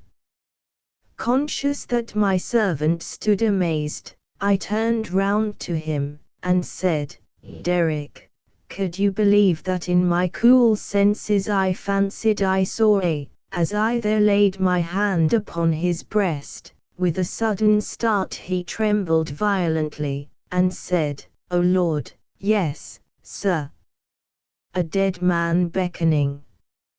Now I do not believe that this John Derrick, my trusty and attached servant for more than 20 years, had any impression whatever of having seen any such figure, until I touched him. The change in him was so startling, when I touched him, that I fully believe he derived his impression in some occult manner from me at that instant. I bade John Derrick bring some brandy, and I gave him a dram, and was glad to take one myself. Of what had preceded that night's phenomenon, I told him not a single word. Reflecting on it, I was absolutely certain that I had never seen that face before, except on the one occasion in Piccadilly. Comparing its expression when beckoning at the door with its expression when it had stared up at me as I stood at my window, I came to the conclusion that on the first occasion it had sought to fasten itself upon my memory, and that on the second occasion it had made sure of being immediately remembered. I was not very comfortable that night, though I felt a certainty, difficult to explain, that the figure would not return. At daylight I fell into a heavy sleep, from which I was awakened by John Derrick's coming to my bedside with a paper in his hand. This paper, it appeared, had been the subject of an altercation at the door between its bearer and my servant. It was a summons to me to serve upon a jury at the forthcoming sessions of the Central Criminal Court at the Old Bailey. I had never before been summoned on such a jury, as John Derrick well knew. He believed, I am not certain at this hour whether with reason or otherwise, that that class of jurors were customarily chosen on a lower qualification than mine, and he had at first refused to accept the summons. The man who served it had taken the matter very coolly. He had said that my attendance or non-attendance was nothing to him, there the summons was, and I should deal with it at my own peril, and not at his. For a day or two I was undecided whether to respond to this call, or take no notice of it. I was not conscious of the slightest mysterious bias, influence, or attraction, one way or other. Of that I am as strictly sure as of every other statement that I make here. Ultimately I decided, as a break in the monotony of my life, that I would go. The appointed morning was a raw morning in the month of November. There was a dense brown fog in Piccadilly, and it became positively black and in the last degree oppressive east of Temple Bar. I found the passages and staircases of the courthouse flaringly lighted with gas, and the court itself similarly illuminated. I think that, until I was conducted by officers into the old court and saw its crowded state, I did not know that the murderer was to be tried that day. I think that, until I was so helped into the old court with considerable difficulty, I did not know into which of the two courts sitting my summons would take me. But this must not be received as a positive assertion, for I am not completely satisfied in my mind on either point. I took my seat in the place appropriated to jurors in waiting, and I looked about the court as well as I could through the cloud of fog and breath that was heavy in it. I noticed the black vapor hanging like a murky curtain outside the great windows, and I noticed the stifled sound of wheels on the straw tartan that was littered in the street, also, the hum of the people gathered there, which a shrill whistle, or a louder song or hail than the rest, occasionally pierced. Soon afterwards the judges, 2 in number, entered, and took their seats. The buzz in the court was awfully hushed. The direction was given to put the murderer to the bar. He appeared there. And in that same instant I recognized in him the first of the 2 men who had gone down Piccadilly. If my name had been called then, I doubt if I could have answered to it audibly. But it was called about 6th or 8th in the panel, and I was by that time able to say, "Here." Now, observe. As I stepped into the box, the prisoner, who had been looking on attentively, but with no sign of concern, became violently agitated, and beckoned to his attorney. The prisoner's wish to challenge me was so manifest, that it occasioned a pause, during which the attorney, with his hand upon the dock, whispered with his client, and shook his head. I afterwards had it from that gentleman, that the prisoner's first affrighted words to him were, "At all hazards, challenge that man." But that, as he would give no reason for it, and admitted that he had not even known my name until he heard it called and I appeared, it was not done. Both on the ground already explained, that I wished to avoid reviving the unwholesome memory of that murderer, and also because a detailed account of his long trial is by no means indispensable to my narrative, I shall confine myself closely to such incidents in the 10 days and nights during which we, the jury, were kept together, as directly bear on my own curious personal experience. It is in that, and not in the murderer, that I seek to interest my reader. It is to that, and not to a page of the Newgate calendar, that I beg attention. I was chosen foreman of the jury. On the 2nd morning of the trial, after evidence had been taken for 2 hours, I heard the church clocks strike. Happening to cast my eyes over my brother jurymen, I found an inexplicable difficulty in counting them. I counted them several times, yet always with the same difficulty. In short, I made them 1 too many. I touched the brother juryman whose place was next me, and I whispered to him, "Oblige me by counting us." He looked surprised by the request, but turned his head and counted. "Why," says he, suddenly, "we are 30, but no, it's not possible. No. We are 12. According to my counting that day, we were always right in detail, but in the gross we were always 1 too many.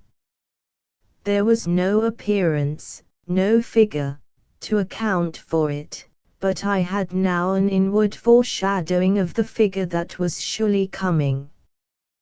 The jury were housed at the London Tavern.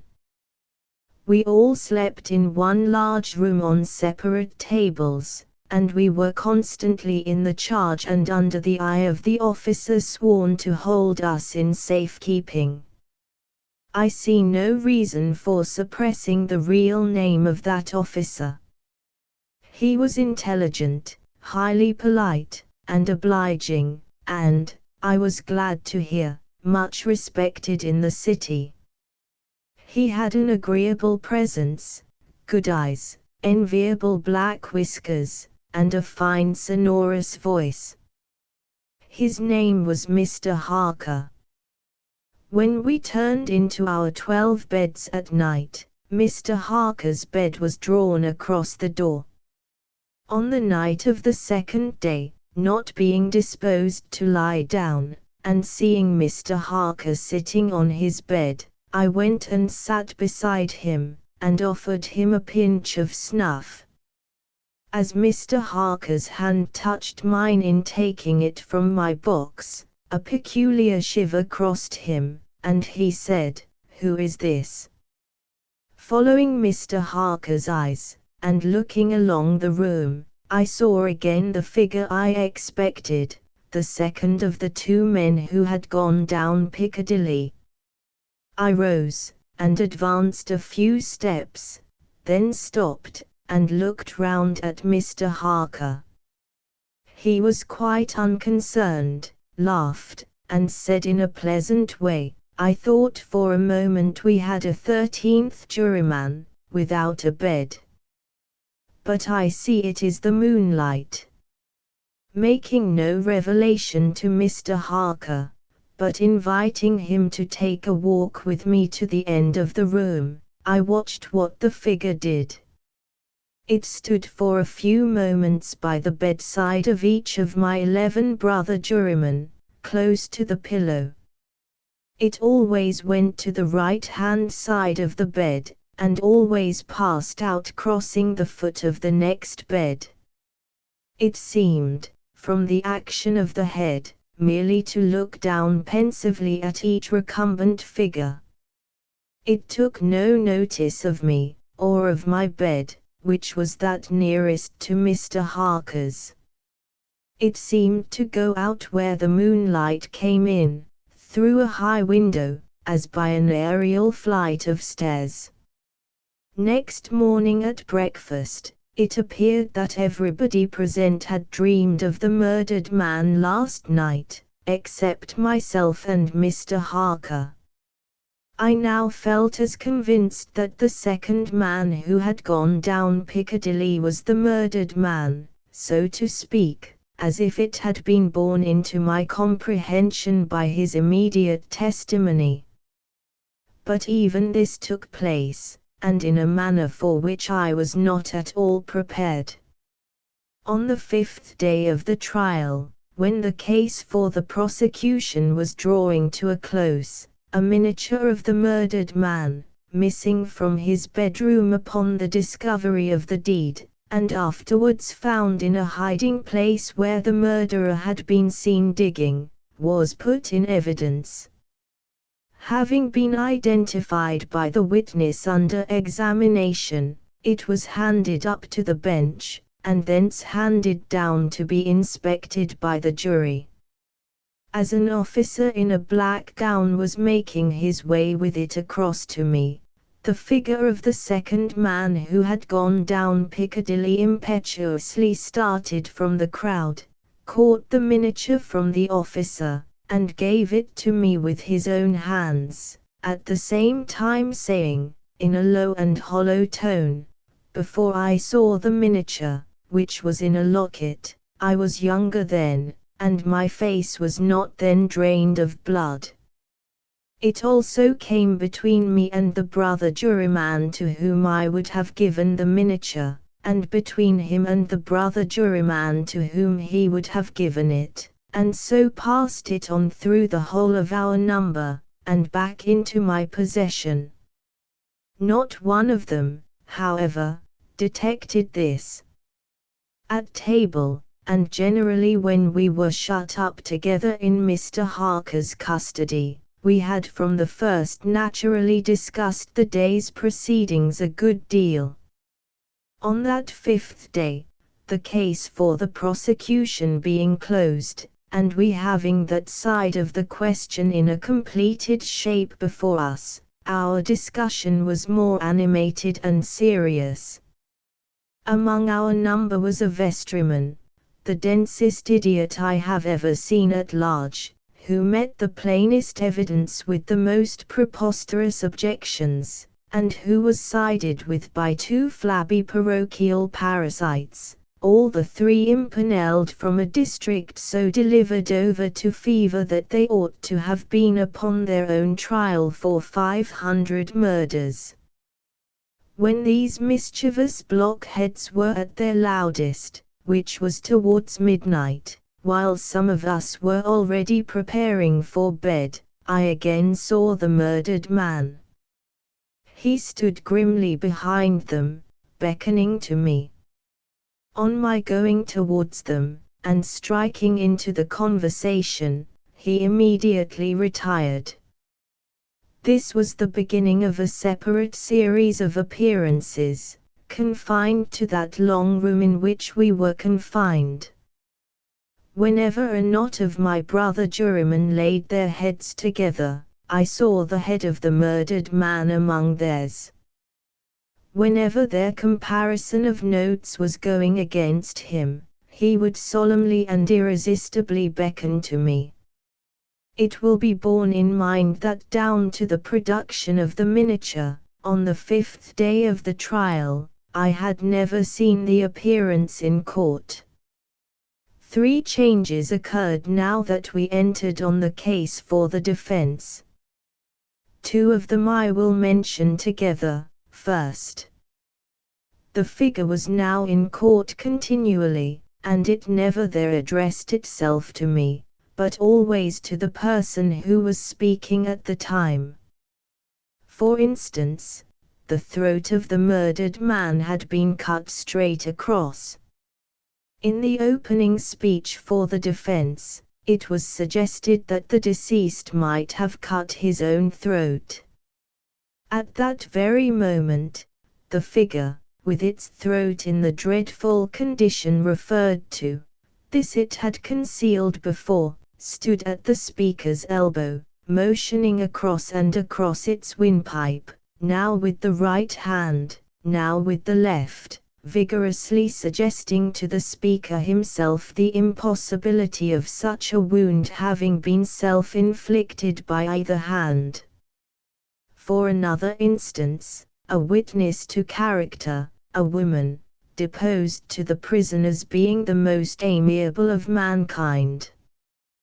The figure at that instant stood on the floor before her, looking her full in the face, and pointing out the prisoner's evil countenance with an extended arm and an outstretched finger.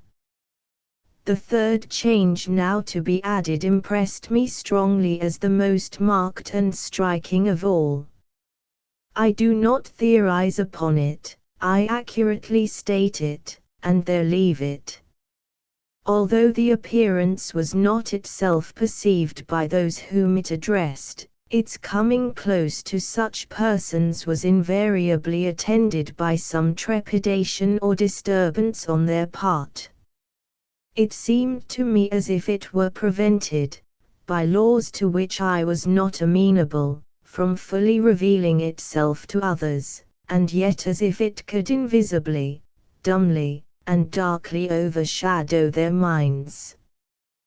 When the leading counsel for the defense suggested that hypothesis of suicide, and the figure stood at the learned gentleman's elbow, frightfully sawing at its severed throat, it is undeniable that the counsel faltered in his speech, lost for a few seconds the thread of his ingenious discourse, wiped his forehead with his handkerchief, and turned extremely pale.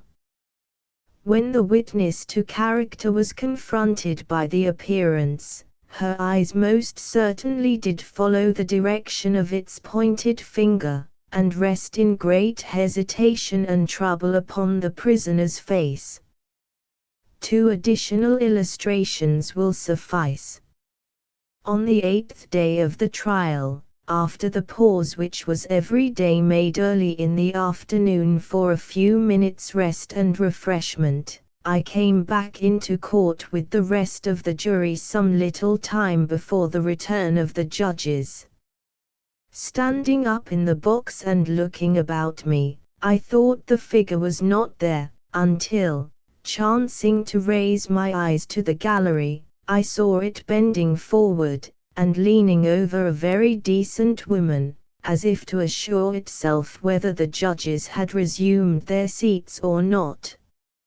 Immediately afterwards that woman screamed, fainted, and was carried out. So with the venerable, sagacious, and patient judge who conducted the trial. When the case was over, and he settled himself and his papers to sum up. The murdered man, entering by the judge's door, advanced to his lordship's desk, and looked eagerly over his shoulder at the pages of his notes which he was turning.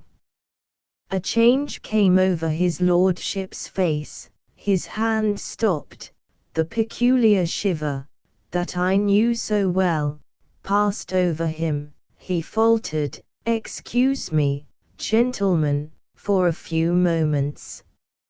I am somewhat oppressed by the vitiated air," and did not recover until he had drunk a glass of water.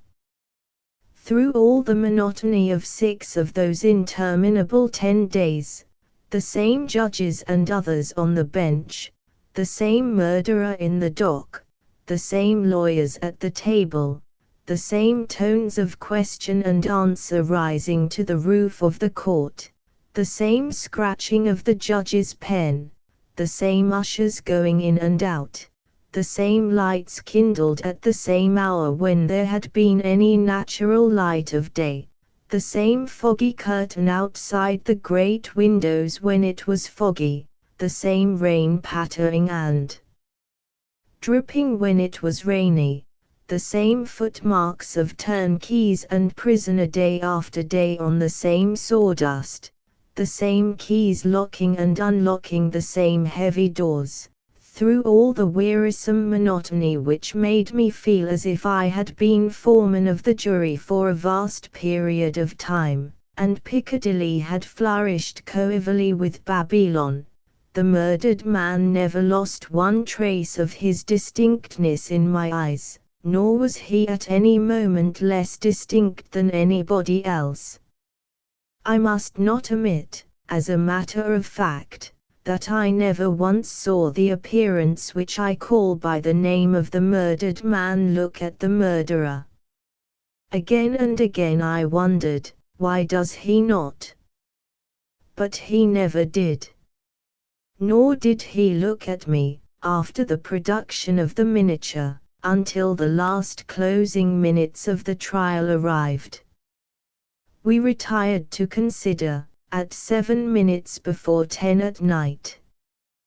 The idiotic vestryman and his 2 parochial parasites gave us so much trouble that we twice returned into court to beg to have certain extracts from the judge's notes reread.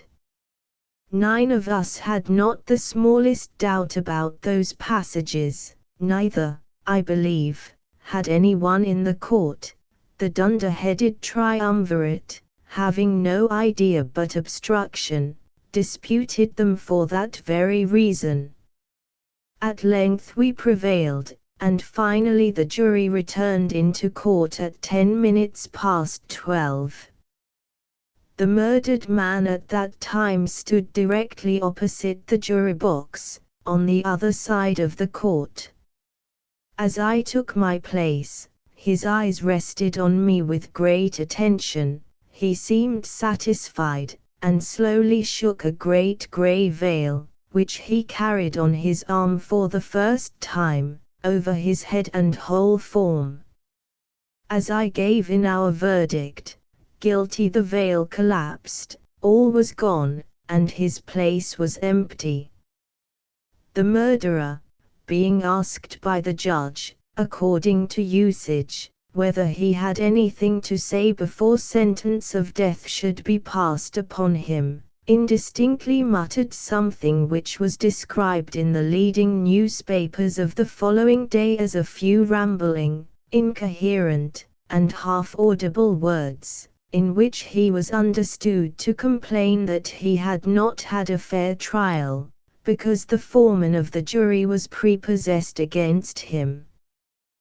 The remarkable declaration that he really made was this: "My lord, I knew I was a doomed man, when the foreman of my jury came into the box. My lord, I knew he would never let me off, because, before I was taken, he somehow got to my bedside in the night, woke me, and put a rope round my neck." The signalman. 312, Hello. Below there. When he heard a voice thus calling to him, he was standing at the door of his box, with a flag in his hand, furled round its short pole. One would have thought, considering the nature of the ground, that he could not have doubted from what quarter the voice came, but instead of looking up to where I stood on the top of the steep cutting nearly over his head, he turned himself about, and looked down the line. There was something remarkable in his manner of doing so, though I could not have said for my life what.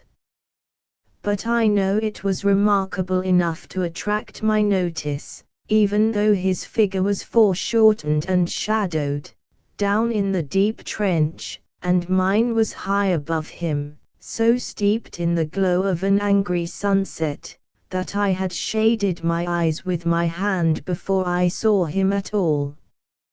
Hello. Below. From looking down the line, he turned himself about again, and, raising his eyes, saw my figure high above him. Is there any path by which I can come down and speak to you?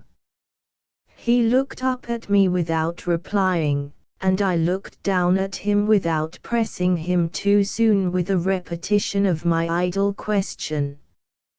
Just then there came a vague vibration in the earth and air, quickly changing into a violent pulsation, and an oncoming rush that caused me to start back, as though it had force to draw me down. When such vapor as rose to my height from this rapid train had passed me, and was skimming away over the landscape, I looked down again, and saw him refurling the flag he had shown while the train went by. I repeated my inquiry. After a pause, during which he seemed to regard me with fixed attention, he motioned with his rolled-up flag towards a point on my level, some 200 or 300 yards distant. I called down to him, "All right," and made for that point. There, by dint of looking closely about me, I found a rough zigzag descending path notched out, which I followed. The cutting was extremely deep, and unusually precipitate. It was made through a clammy stone, that became oozier and wetter as I went down. For these reasons, I found the way long enough to give me time to recall a singular air of reluctance or compulsion with which he had pointed out the path. When I came down low enough upon the zigzag descent to see him again, I saw that he was standing between the rails on the way by which the train had lately passed, in an attitude as if he were waiting for me to appear. He had his left hand at his chin, and that left elbow rested on his right hand, crossed over his breast. His attitude was one of such expectation and watchfulness that I stopped a moment, wondering at it. I resumed my downward way, and stepping out upon the level of the railroad, and drawing nearer to him, saw that he was a dark, sallow man, with a dark beard and rather heavy eyebrows. His post was in as solitary and dismal a place as ever I saw. On either side, a dripping wet wall of jagged stone, excluding all view but a strip of sky, the perspective one way only a crooked prolongation of this great dungeon, the shorter perspective in the other direction terminating in a gloomy red light, and the gloomier entrance to a black tunnel, in whose massive architecture there was a barbarous, depressing, and forbidding air. So little sunlight ever found its way to this spot, that it had an earthy, deadly smell, and so much cold wind rushed through it, that it struck chill to me, as if I had left the natural world. Before he stirred, I was near enough to him to have touched him. Not even then removing his eyes from mine, he stepped back one step, and lifted his hand. This was a lonesome post to occupy, I said, and it had riveted my attention when I looked down from up yonder. A visitor was a rarity, I should suppose, not an unwelcome rarity, I hoped. In me, he merely saw a man who had been shut up within narrow limits all his life, and who, being at last set free, had a newly awakened interest in these great works. To such purpose I spoke to him, but I am far from sure of the terms I used, for, besides that I am not happy in opening any conversation, there was something in the man that daunted me. He directed a most curious look towards the red light near the tunnel's mouth, and looked all about it, as if something were missing from it, and then looked at me. That light was part of his charge. Was it not? He answered in a low voice, "Don't you know it is?" The monstrous thought came into my mind, as I perused the fixed eyes and the saturnine face, that this was a spirit, not a man. I have speculated since, whether there may have been infection in his mind. In my turn, I stepped back. But in making the action, I detected in his eyes some latent fear of me. This put the monstrous thought to flight. "You look at me," I said, forcing a smile, "as if you had a dread of me." "I was doubtful," he returned, "whether I had seen you before." "Where?" He pointed to the red light he had looked at. "There," I said. Intently watchful of me, he replied, but without sound, "Yes." "My good fellow, what should I do there?" "However, be that as it may, I never was there, you may swear." "I think I may," he rejoined. "Yes, I am sure I may." His manner cleared, like my own. He replied to my remarks with readiness, and in well-chosen words. Had he much to do there? Yes, that was to say, he had enough responsibility to bear, but exactness and watchfulness were what was required of him, and of actual work, manual labor, he had next to none. To change that signal, to trim those lights, and to turn this iron handle now and then, was all he had to do under that head. Regarding those many long and lonely hours of which I seemed to make so much, he could only say that the routine of his life had shaped itself into that form, and he had grown used to it. He had taught himself a language down here, if only to know it by sight, and to have formed his own crude ideas of its pronunciation, could be called learning it. He had also worked at fractions and decimals, and tried a little algebra, but he was, and had been as a boy, a poor hand at figures.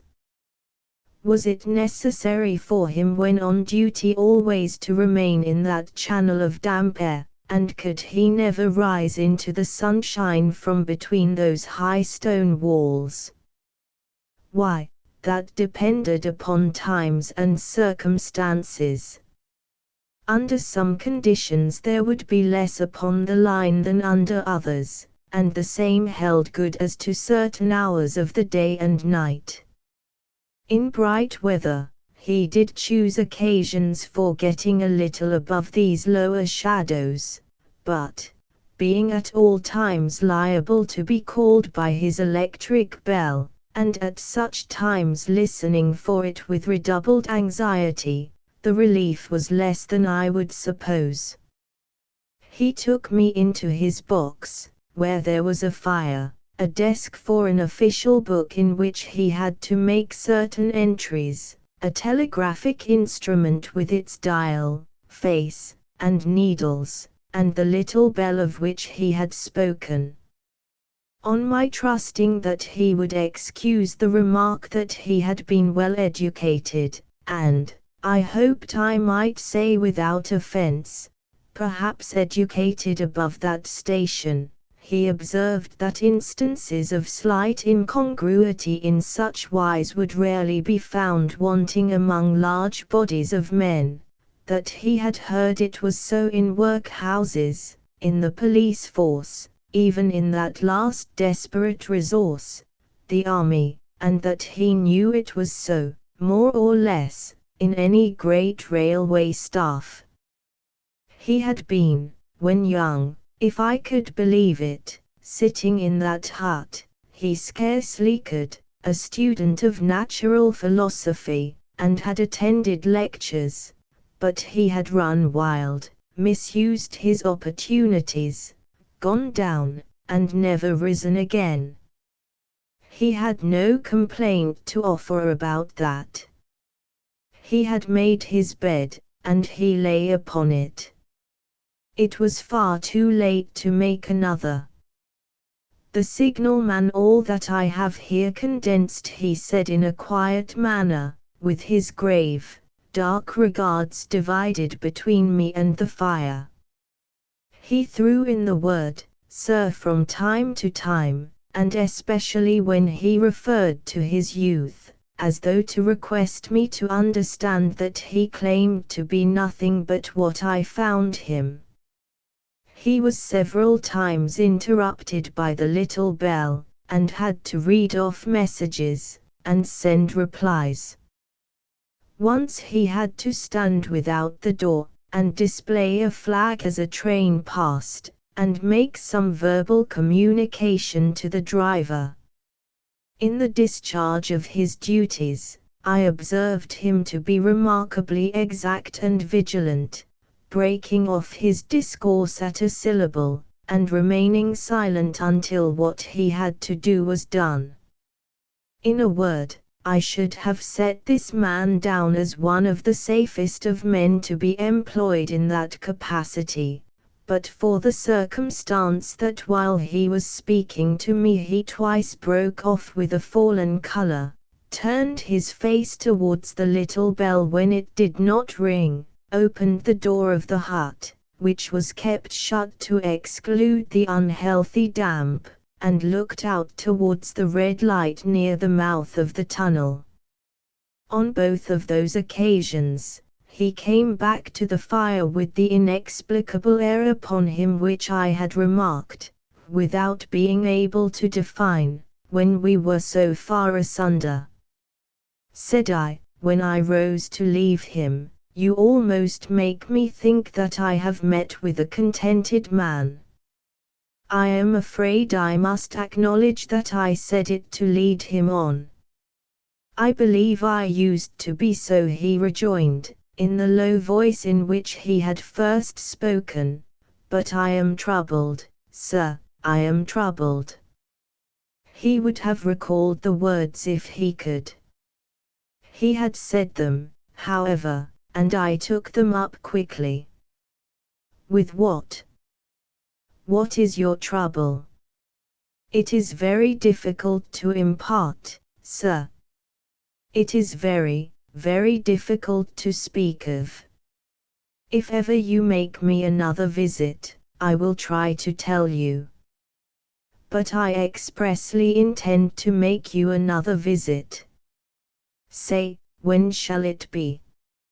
I go off early in the morning, and I shall be on again at 10 tomorrow night, sir.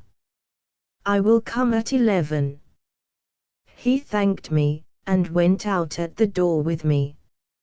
I'll show my white light, sir, he said, in his peculiar low voice, till you have found the way up. When you have found it, don't call out. And when you are at the top, don't call out. His manner seemed to make the place strike colder to me, but I said no more than, very well. And when you come down tomorrow night, don't call out. Let me ask you a parting question. What made you cry, hello, below there, tonight? Heaven knows, said I cried something to that effect. Not to that effect, sir. Those were the very words. I know them well. Admit those were the very words. I said them, no doubt, because I saw you below. For no other reason. What other reason could I possibly have? You had no feeling that they were conveyed to you in any supernatural way. No, he wished me good night, and held up his light. I walked by the side of the down line of rails, with a very disagreeable sensation of a train coming behind me, until I found the path. It was easier to mount than to descend, and I got back to my inn without any adventure. Punctual to my appointment, I placed my foot on the first notch of the zigzag next night, as the distant clocks were striking 11. He was waiting for me at the bottom, with his white light on. I have not called out, I said, when we came close together. May I speak now? By all means, sir. Good night, then, and here's my hand. Good night, sir, and here's mine. With that we walked side by side to his box, entered it, closed the door, and sat down by the fire.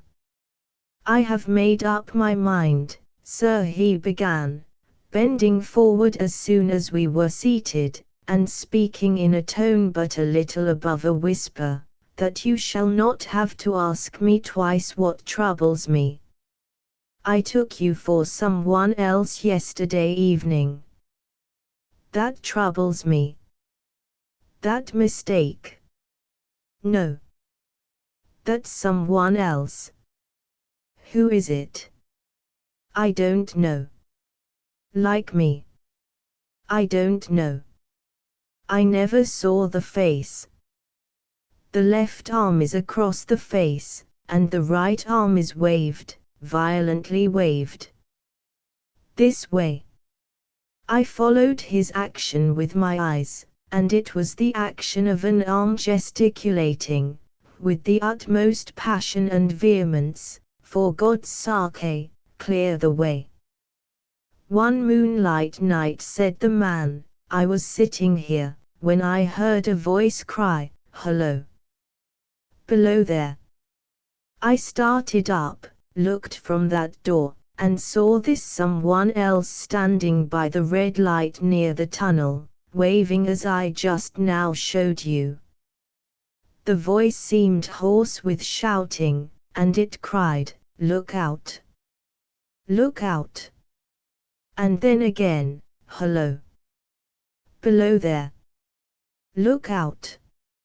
I caught up my lamp, turned it on red, and ran towards the figure, calling, what's wrong? What has happened? Where? It stood just outside the blackness of the tunnel. I advanced so close upon it that I wondered at its keeping the sleeve across its eyes. I ran right up at it, and had my hand stretched out to pull the sleeve away, when it was gone. Into the tunnel, said I. No, I ran on into the tunnel, 500 yards. I stopped, and held my lamp above my head, and saw the figures of the measured distance, and saw the wet stains stealing down the walls and trickling through the arch. I ran out again faster than I had run in, for I had a mortal abhorrence of the place upon me, and I looked all round the red light with my own red light, and I went up the iron ladder to the gallery atop of it, and I came down again, and ran back here. I telegraphed both ways, an alarm has been given. Is anything wrong? The answer came back, both ways, all well. Resisting the slow touch of a frozen finger tracing out my spine, I showed him how that this figure must be a deception of his sense of sight, and how that figures, originating in disease of the delicate nerves that minister to the functions of the eye, were known to have often troubled patients, some of whom had become conscious of the nature of their affliction, and had even proved it by experiments upon themselves. As to an imaginary cry, said I, do but listen for a moment to the wind in this unnatural valley while we speak so low, and to the wild harp it makes of the telegraph wires. That was all very well, he returned, after we had sat listening for a while, and he ought to know something of the wind and the wires, he who so often passed long winter nights there, alone and watching. But he would beg to remark that he had not finished. I asked his pardon, and he slowly added these words, touching my arm, within 6 hours after the appearance, the memorable accident on this line happened, and within 10 hours the dead and wounded were brought along through the tunnel over the spot where the figure had stood. A disagreeable shudder crept over me, but I did my best against it. It was not to be denied, I rejoined, that this was a remarkable coincidence, calculated deeply to impress his mind. But it was unquestionable that remarkable coincidences did continually occur, and they must be taken into account in dealing with such a subject. Though to be sure I must admit, I added, for I thought I saw that he was going to bring the objection to bear upon me, men of common sense did not allow much for coincidences in making the ordinary calculations of life. He again begged to remark that he had not finished. I again begged his pardon for being betrayed into interruptions. This he said, again laying his hand upon my arm, and glancing over his shoulder with hollow eyes, was just a year ago. 6 or 7 months passed, and I had recovered from the surprise and shock, when one morning, as the day was breaking, I, standing at the door, looked towards the red light, and saw the spectre again. He stopped, with a fixed look at me. Did it cry out? No. It was silent. Did it wave its arm? No. It leaned against the shaft of the light, with both hands before the face. Like this. Once more I followed his action with my eyes.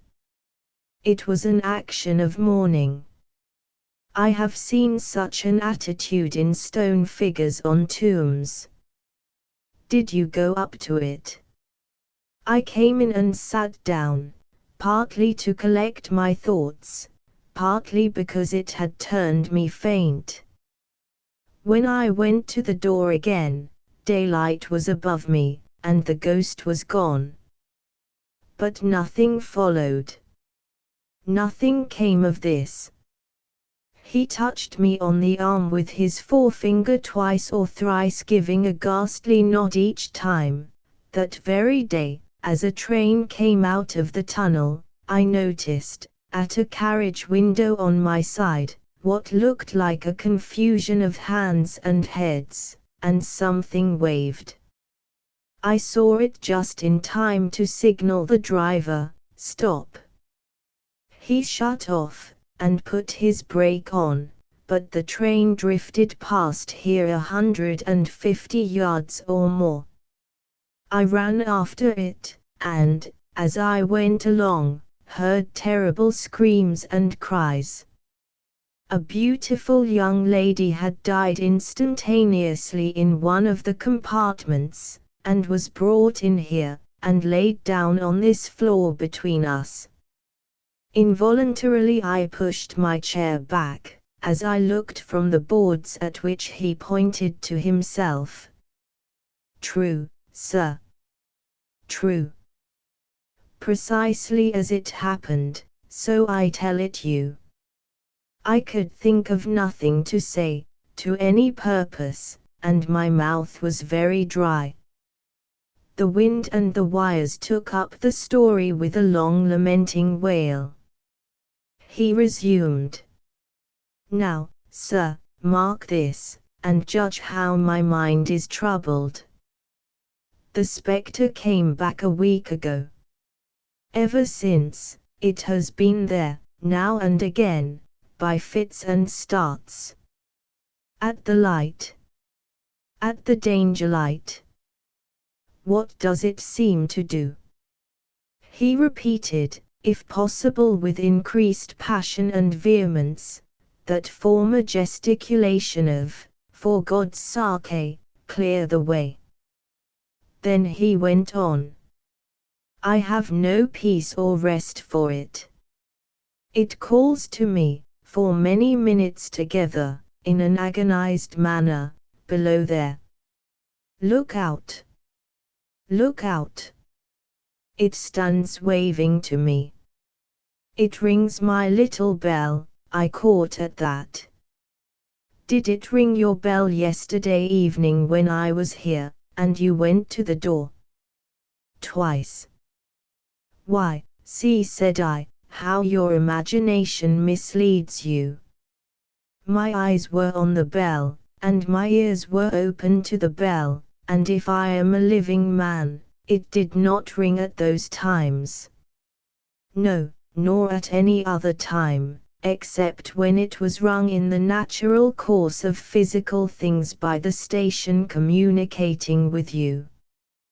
He shook his head. I have never made a mistake as to that yet, sir. I have never confused the spectre's ring with the man's. The ghost's ring is a strange vibration in the bell that it derives from nothing else, and I have not asserted that the bell stirs to the eye. I don't wonder that you failed to hear it. But I heard it. And did the spectre seem to be there, when you looked out? It was there. Both times. He repeated firmly, both times. Will you come to the door with me, and look for it now?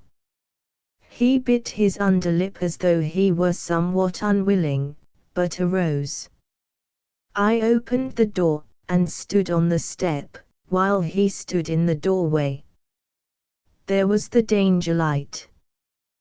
There was the dismal mouth of the tunnel. There were the high, wet stone walls of the cutting. There were the stars above them. Do you see it? I asked him, taking particular note of his face. His eyes were prominent and strained, but not very much more so, perhaps, than my own had been when I had directed them earnestly towards the same spot. No, he answered. It is not there. Agreed, said I. We went in again, shut the door, and resumed our seats. I was thinking how best to improve this advantage, if it might be called one, when he took up the conversation in such a matter-of-course way, so assuming that there could be no serious question of fact between us, that I felt myself placed in the weakest of positions. By this time you will fully understand, sir, he said, that what troubles me so dreadfully is the question, what does the spectre mean? I was not sure. I told him that I did fully understand. What is its warning against? He said, ruminating, with his eyes on the fire, and only by times turning them on me. What is the danger? Where is the danger? There is danger overhanging somewhere on the line. Some dreadful calamity will happen.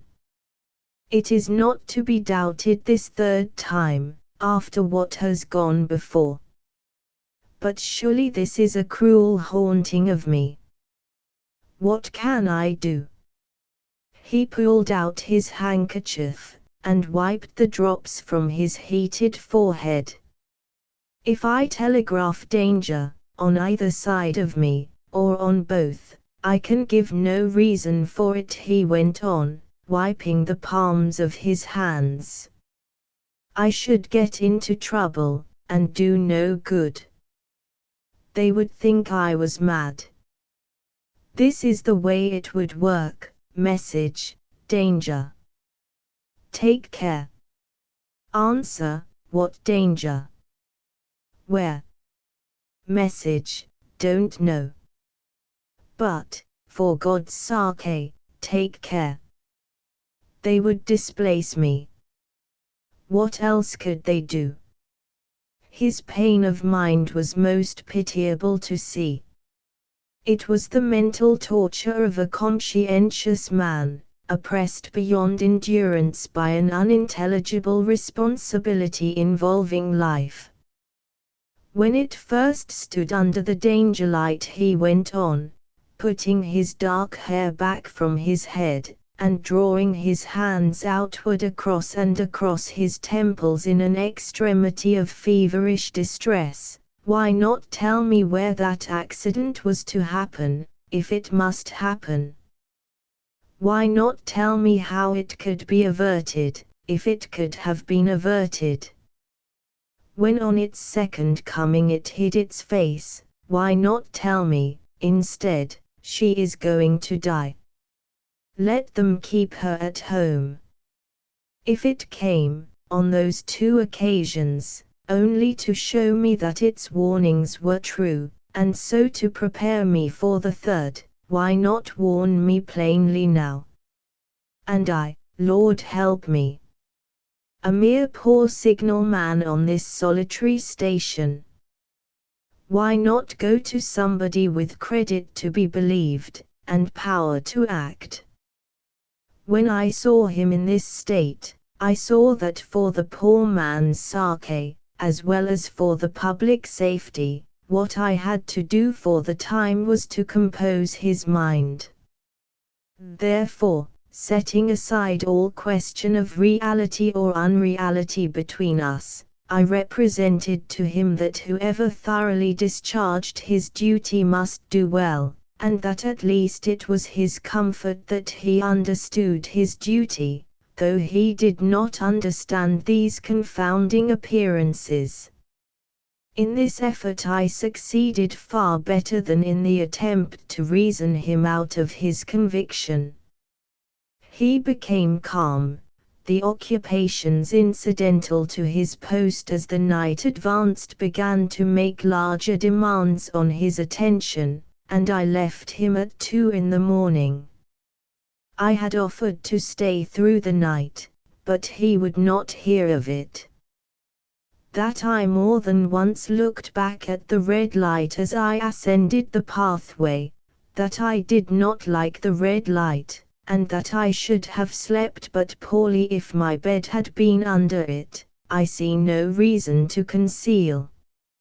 Nor did I like the two sequences of the accident and the dead girl. I see no reason to conceal that either.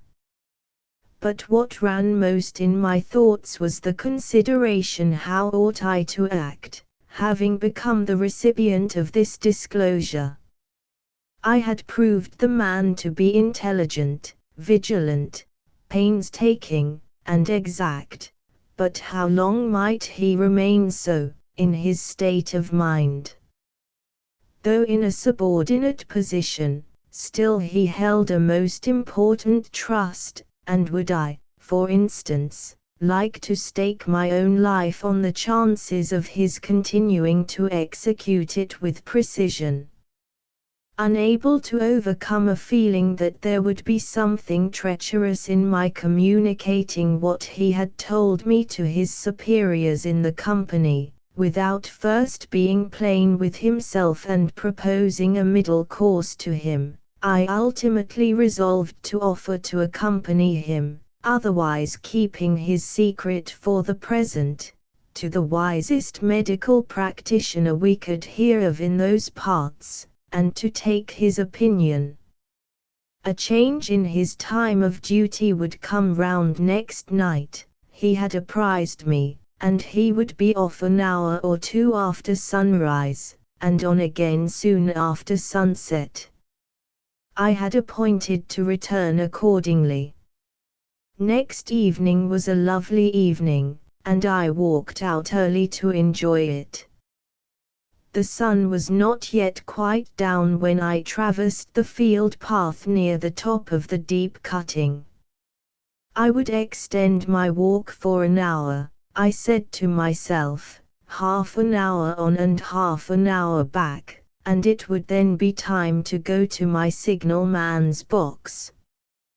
Before pursuing my stroll, I stepped to the brink, and mechanically looked down, from the point from which I had first seen him.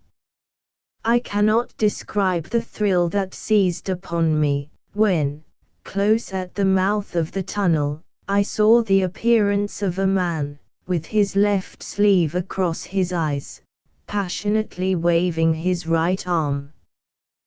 The nameless horror that oppressed me passed in a moment, for in a moment I saw that this appearance of a man was a man indeed, and that there was a little group of other men, standing at a short distance, to whom he seemed to be rehearsing the gesture he made.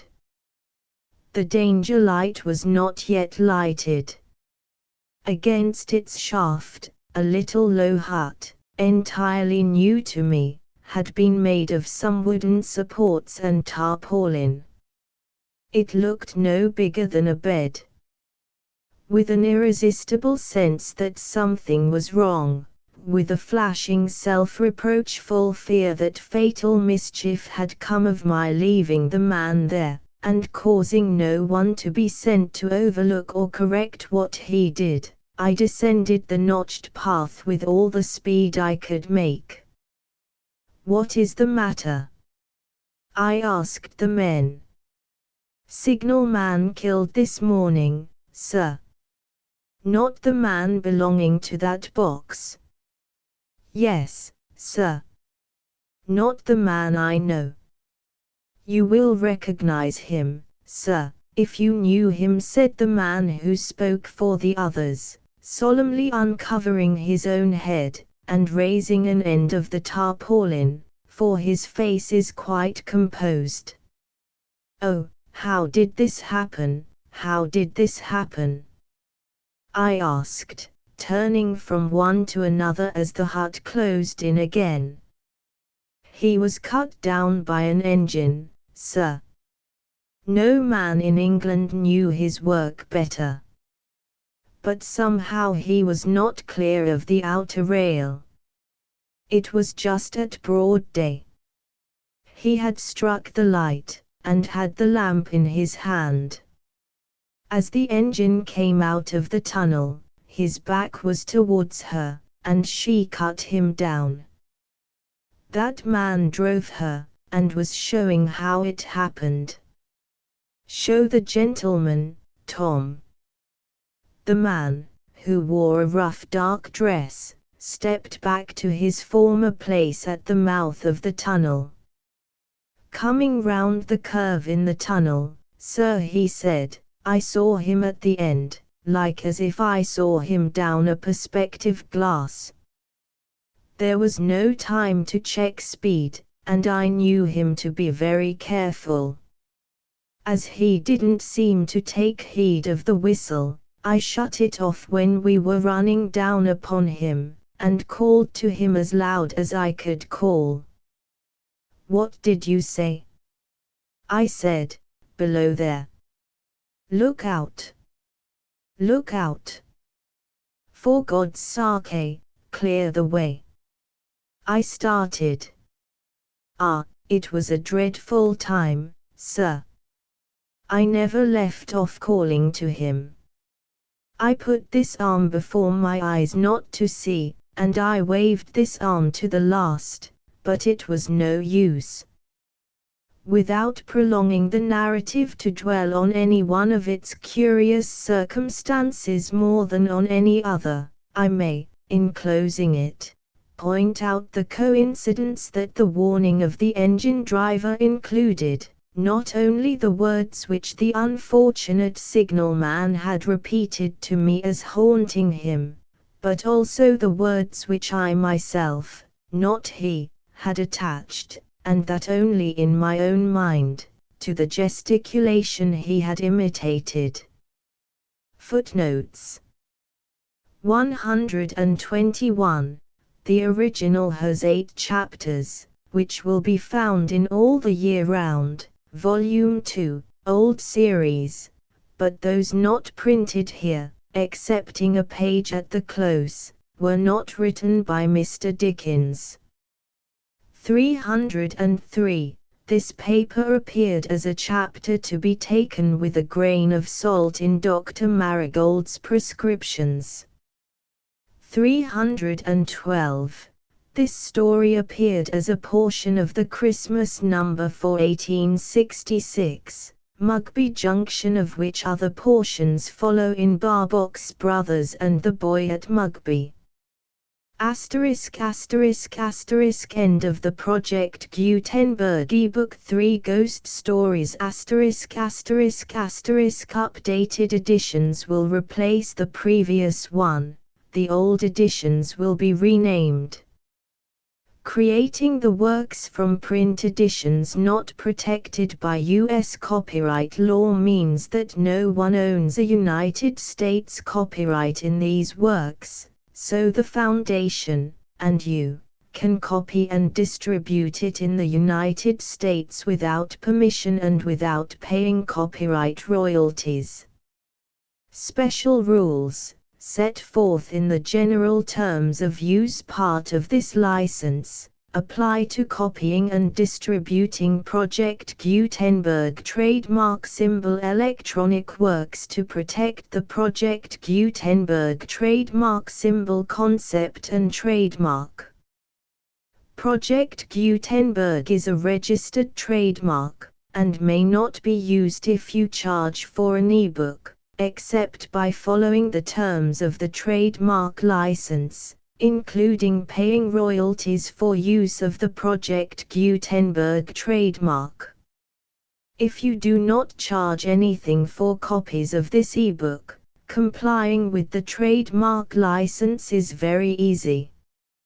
You may use this ebook for nearly any purpose, such as creation of derivative works, reports, performances and research. Project Gutenberg ebooks may be modified and printed and given away. You may do practically anything in the United States with ebooks not protected by U.S. copyright law. Redistribution is subject to the trademark license, especially commercial redistribution. Start. Full license. The full Project Gutenberg license. Please read this before you distribute or use this work to protect the Project Gutenberg trademark symbol mission of promoting the free distribution of electronic works, by using or distributing this work, or any other work associated in any way with the phrase Project Gutenberg. You agree to comply with all the terms of the full Project Gutenberg trademark symbol license available with this file or online at www.gutenberg.org/license. Section 1. General terms of use and redistributing Project Gutenberg trademark symbol electronic works 1.0.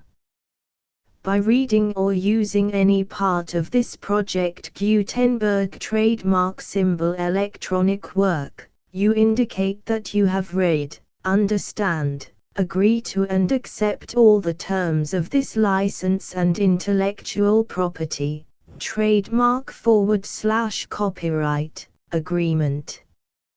If you do not agree to abide by all the terms of this agreement, you must cease using and return or destroy all copies of Project Gutenberg trademark symbol electronic works in your possession. If you paid a fee for obtaining a copy of or access to a Project Gutenberg trademark symbol electronic work and you do not agree to be bound by the terms of this agreement, you may obtain a refund from the person or entity to whom you paid the fee as set forth in paragraph 1.e.8. 1.b Project Gutenberg is a registered trademark. It may only be used on or associated in any way with an electronic work by people who agree to be bound by the terms of this agreement. There are a few things that you can do with most Project Gutenberg trademark symbol electronic works even without complying with the full terms of this agreement. See paragraph 1.c below. There are a lot of things you can do with Project Gutenberg trademark symbol electronic works if you follow the terms of this agreement and help preserve free future access to Project Gutenberg trademark symbol electronic works. See paragraph 1.e below. 1.c. The Project Gutenberg Literary Archive Foundation, the Foundation or PGLAF, owns a compilation copyright in the collection of Project Gutenberg trademark symbol electronic works. Nearly all the individual works in the collection are in the public domain in the United States. If an individual work is unprotected by copyright law in the United States and you are located in the United States, we do not claim a right to prevent you from copying, distributing, performing, displaying or creating derivative works based on the work as long as all references to Project Gutenberg are removed. Of course, we hope that you will support the Project Gutenberg trademark symbol mission of promoting free access to electronic works by freely sharing Project Gutenberg trademark symbol works in compliance with the terms of this agreement for keeping the Project Gutenberg trademark symbol name associated with the work. You can easily comply with the terms of this agreement by keeping this work in the same format with its attached full Project Gutenberg trademark symbol license when you share it without charge with others. 1.d. The copyright laws of the place where you are located also govern what you can do with this work. Copyright laws in most countries are in a constant state of change. If you are outside the United States, check the laws of your country in addition to the terms of this agreement before downloading, copying, displaying, performing, distributing or creating derivative works based on this work or any other Project Gutenberg trademark symbol work. The Foundation makes no representations concerning the copyright status of any work in any country other than the United States. 1.e Unless you have removed all references to Project Gutenberg, 1.e.1. The following sentence, with active links to, or other immediate access to, The full Project Gutenberg trademark symbol license must appear prominently whenever any copy of a Project Gutenberg trademark symbol work, any work on which the phrase Project Gutenberg appears, or with which the phrase Project Gutenberg is associated, is accessed, displayed, performed, viewed, copied or distributed. This ebook is for the use of anyone anywhere in the United States and most other parts of the world at no cost and with almost no restrictions whatsoever. You may copy it, give it away or reuse it under the terms of the Project Gutenberg license included with this ebook or online at www.gutenberg.org. If you are not located in the United States, you will have to check the laws of the country where you are located before using this ebook. 1.e.2 If an individual Project Gutenberg trademark symbol electronic work is derived from texts not protected by U.S. copyright law, does not contain a notice indicating that it is posted with permission of the copyright holder, the work can be copied and distributed to anyone in the United States without paying any fees or charges. If you are redistributing or providing access to a work with the phrase Project Gutenberg associated with or appearing on the work, you must comply either with the requirements of paragraphs 1.e.1 through 1.e.7 or obtain permission for the use of the work and the Project Gutenberg trademark symbol trademark as set forth in paragraphs 1.e.8 or 1.e.9. 1.e.3 If an individual Project Gutenberg trademark symbol electronic work is posted with the permission of the copyright holder, your use and distribution must comply with both paragraphs 1.e.1 through 1.e.7 and any additional terms imposed by the copyright holder. Additional terms will be linked to the Project Gutenberg trademark symbol license for all works posted with the permission of the copyright holder found at the beginning of this work. 1.e.4 Do not unlink or detach or remove the full Project Gutenberg trademark symbol license terms from this work, or any files containing a part of this work or any other work associated with Project Gutenberg trademark symbol. 1.e.5 Do not copy, display, perform, distribute or redistribute this electronic work, or any part of this electronic work, without prominently displaying the sentence set forth in paragraph 1.e.1 with active links or immediate access to the full terms of the Project Gutenberg trademark symbol license. 1.e.6 You may convert to and distribute this work in any binary, compressed, marked up, non-proprietary or proprietary form, including any word processing or hypertext form. However, if you provide access to or distribute copies of a Project Gutenberg trademark symbol work in a format other than plain vanilla ASCII or other format used in the official version posted on the official Project Gutenberg trademark symbol website, www.gutenberg.org, you must, at no additional cost, fee or expense to the user, provide a copy, a means of exporting a copy, or a means of obtaining a copy upon request, of the work in its original plain vanilla ASCII or other form. Any alternate format must include the full Project Gutenberg trademark symbol license as specified in paragraph 1.e.1. 1.e.7.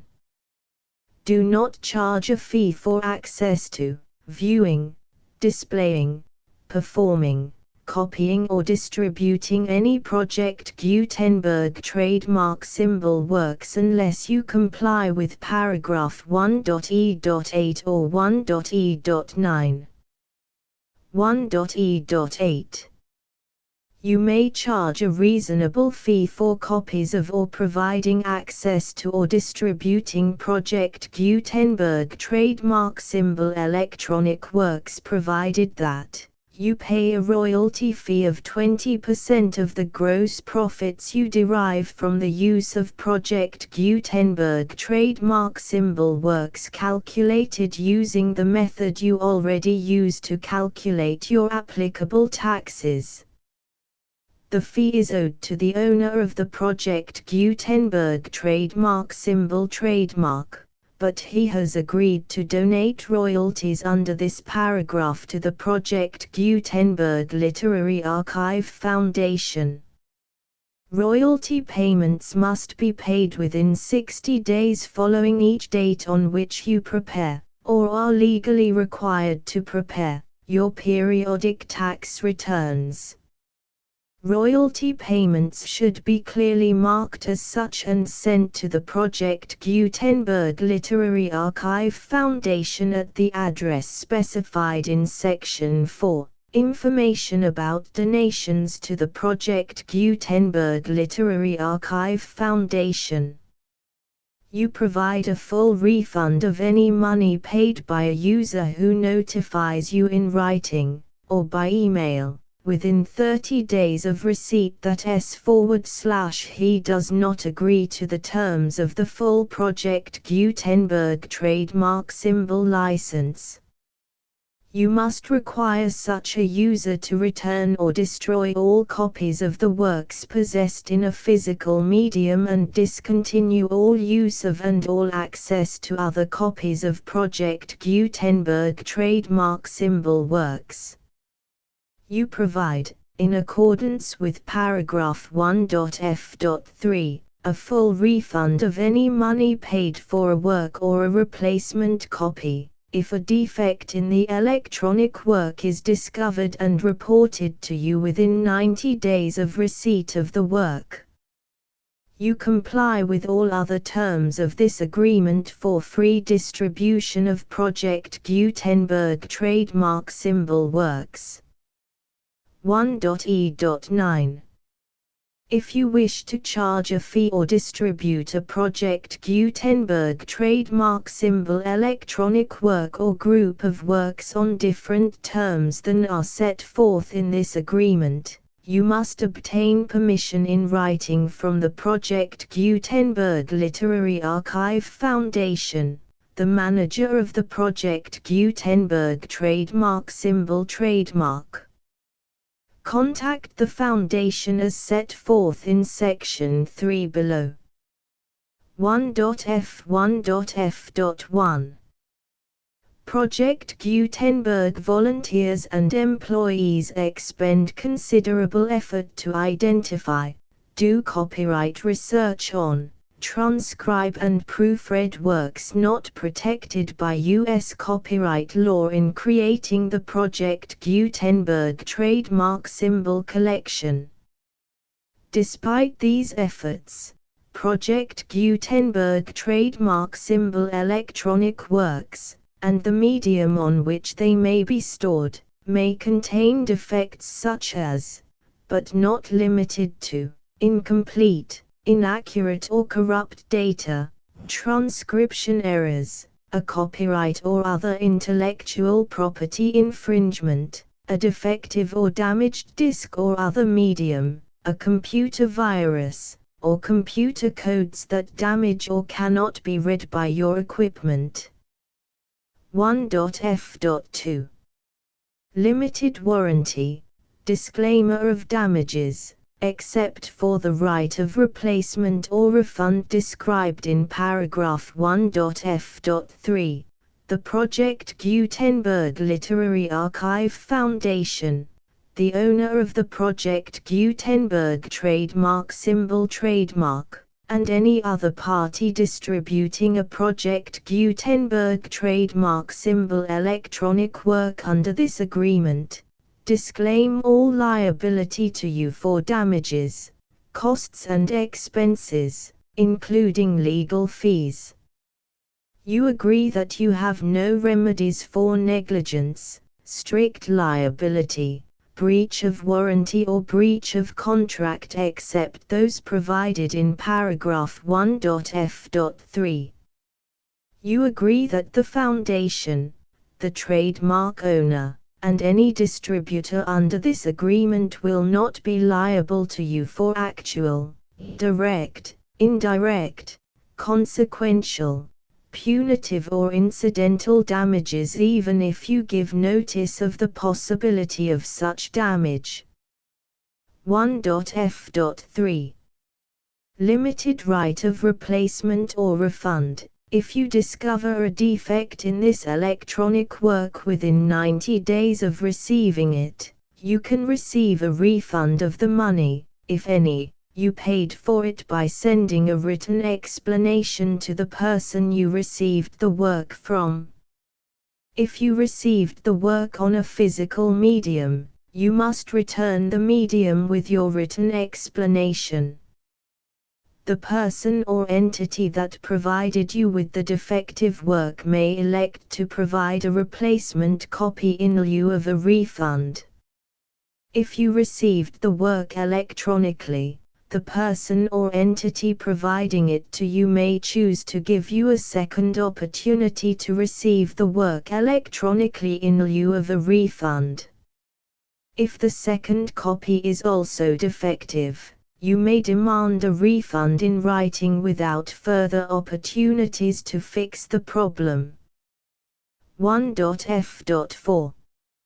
Except for the limited right of replacement or refund set forth in paragraph 1.f.3, this work is provided to you as is, with no other warranties of any kind, express or implied, including but not limited to warranties of merchantability or fitness for any purpose. 1.f.5. Some states do not allow disclaimers of certain implied warranties or the exclusion or limitation of certain types of damages. If any disclaimer or limitation set forth in this agreement violates the law of the state applicable to this agreement, the agreement shall be interpreted to make the maximum disclaimer or limitation permitted by the applicable state law. The invalidity or unenforceability of any provision of this agreement shall not void the remaining provisions. 1.f.6. Indemnity. You agree to indemnify and hold the Foundation, the trademark owner, any agent or employee of the Foundation, anyone providing copies of Project Gutenberg trademark symbol electronic works in accordance with this agreement, and any volunteers associated with the production, promotion and distribution of Project Gutenberg trademark symbol electronic works, harmless from all liability, costs and expenses, including legal fees, that arise directly or indirectly from any of the following which you do or cause to occur. A. Distribution of this or any Project Gutenberg trademark symbol work.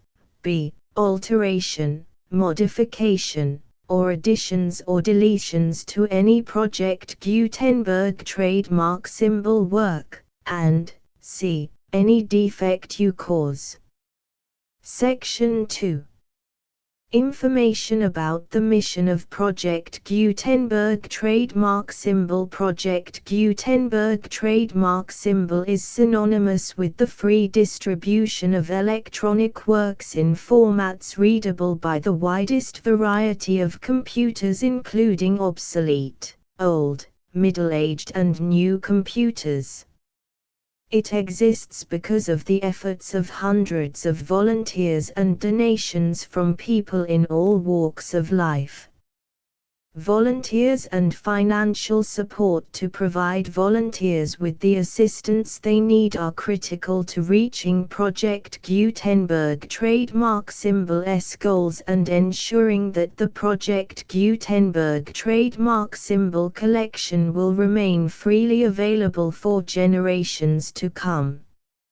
In 2001, the Project Gutenberg Literary Archive Foundation was created to provide a secure and permanent future for Project Gutenberg trademark symbol and future generations.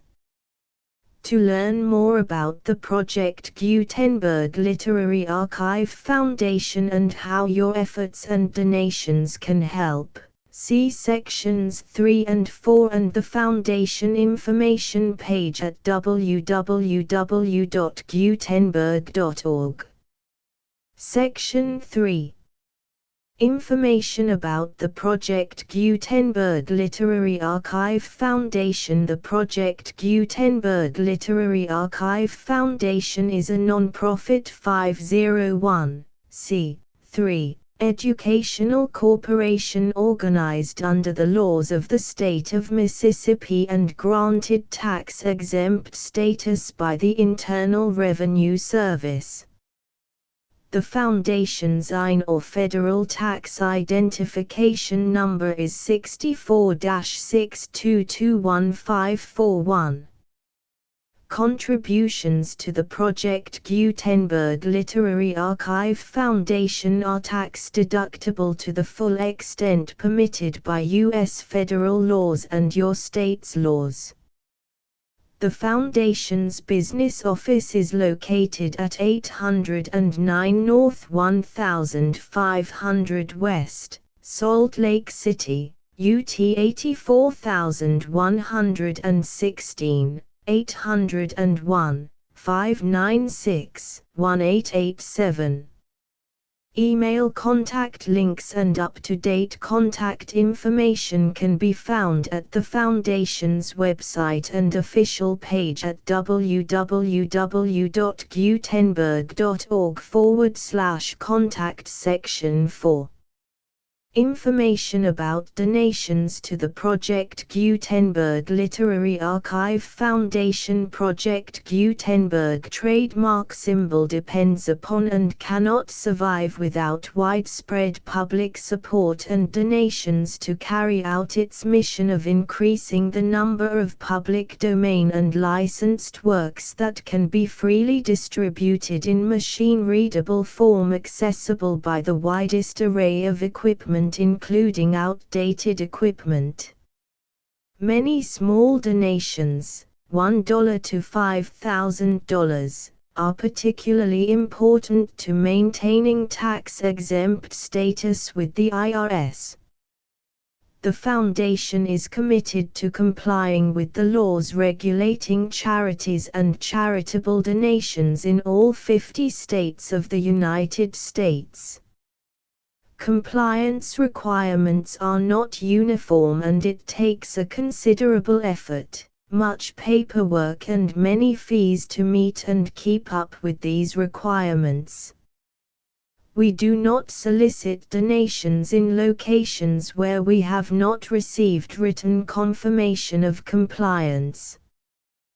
To send donations or determine the status of compliance for any particular state, visit www.gutenberg.org/donate.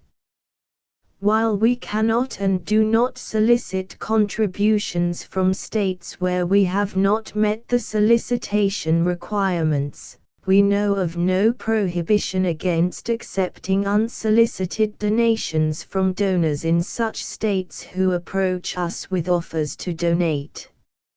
International donations are gratefully accepted, but we cannot make any statements concerning tax treatment of donations received from outside the United States. U.S. laws alone swamp our small staff. Please check the Project Gutenberg web pages for current donation methods and addresses. Donations are accepted in a number of other ways, including checks, online payments and credit card donations. To donate, please visit www.gutenberg.org/donate. Section 5. General information about Project Gutenberg trademark symbol electronic works. Professor Michael S. Hart was the originator of the Project Gutenberg trademark symbol concept of a library of electronic works that could be freely shared with anyone. For 40 years, he produced and distributed Project Gutenberg trademark symbol ebooks with only a loose network of volunteer support. Project Gutenberg trademark symbol ebooks are often created from several printed editions, all of which are confirmed as not protected by copyright in the US unless a copyright notice is included. Thus, we do not necessarily keep ebooks in compliance with any particular paper edition. Most people start at our website, which has the main PG search facility, www.gutenberg.org. This website includes information about Project Gutenberg trademark symbol, including how to make donations to the Project Gutenberg Literary Archive Foundation, how to help produce our new ebooks, and how to subscribe to our email newsletter to hear about new ebooks.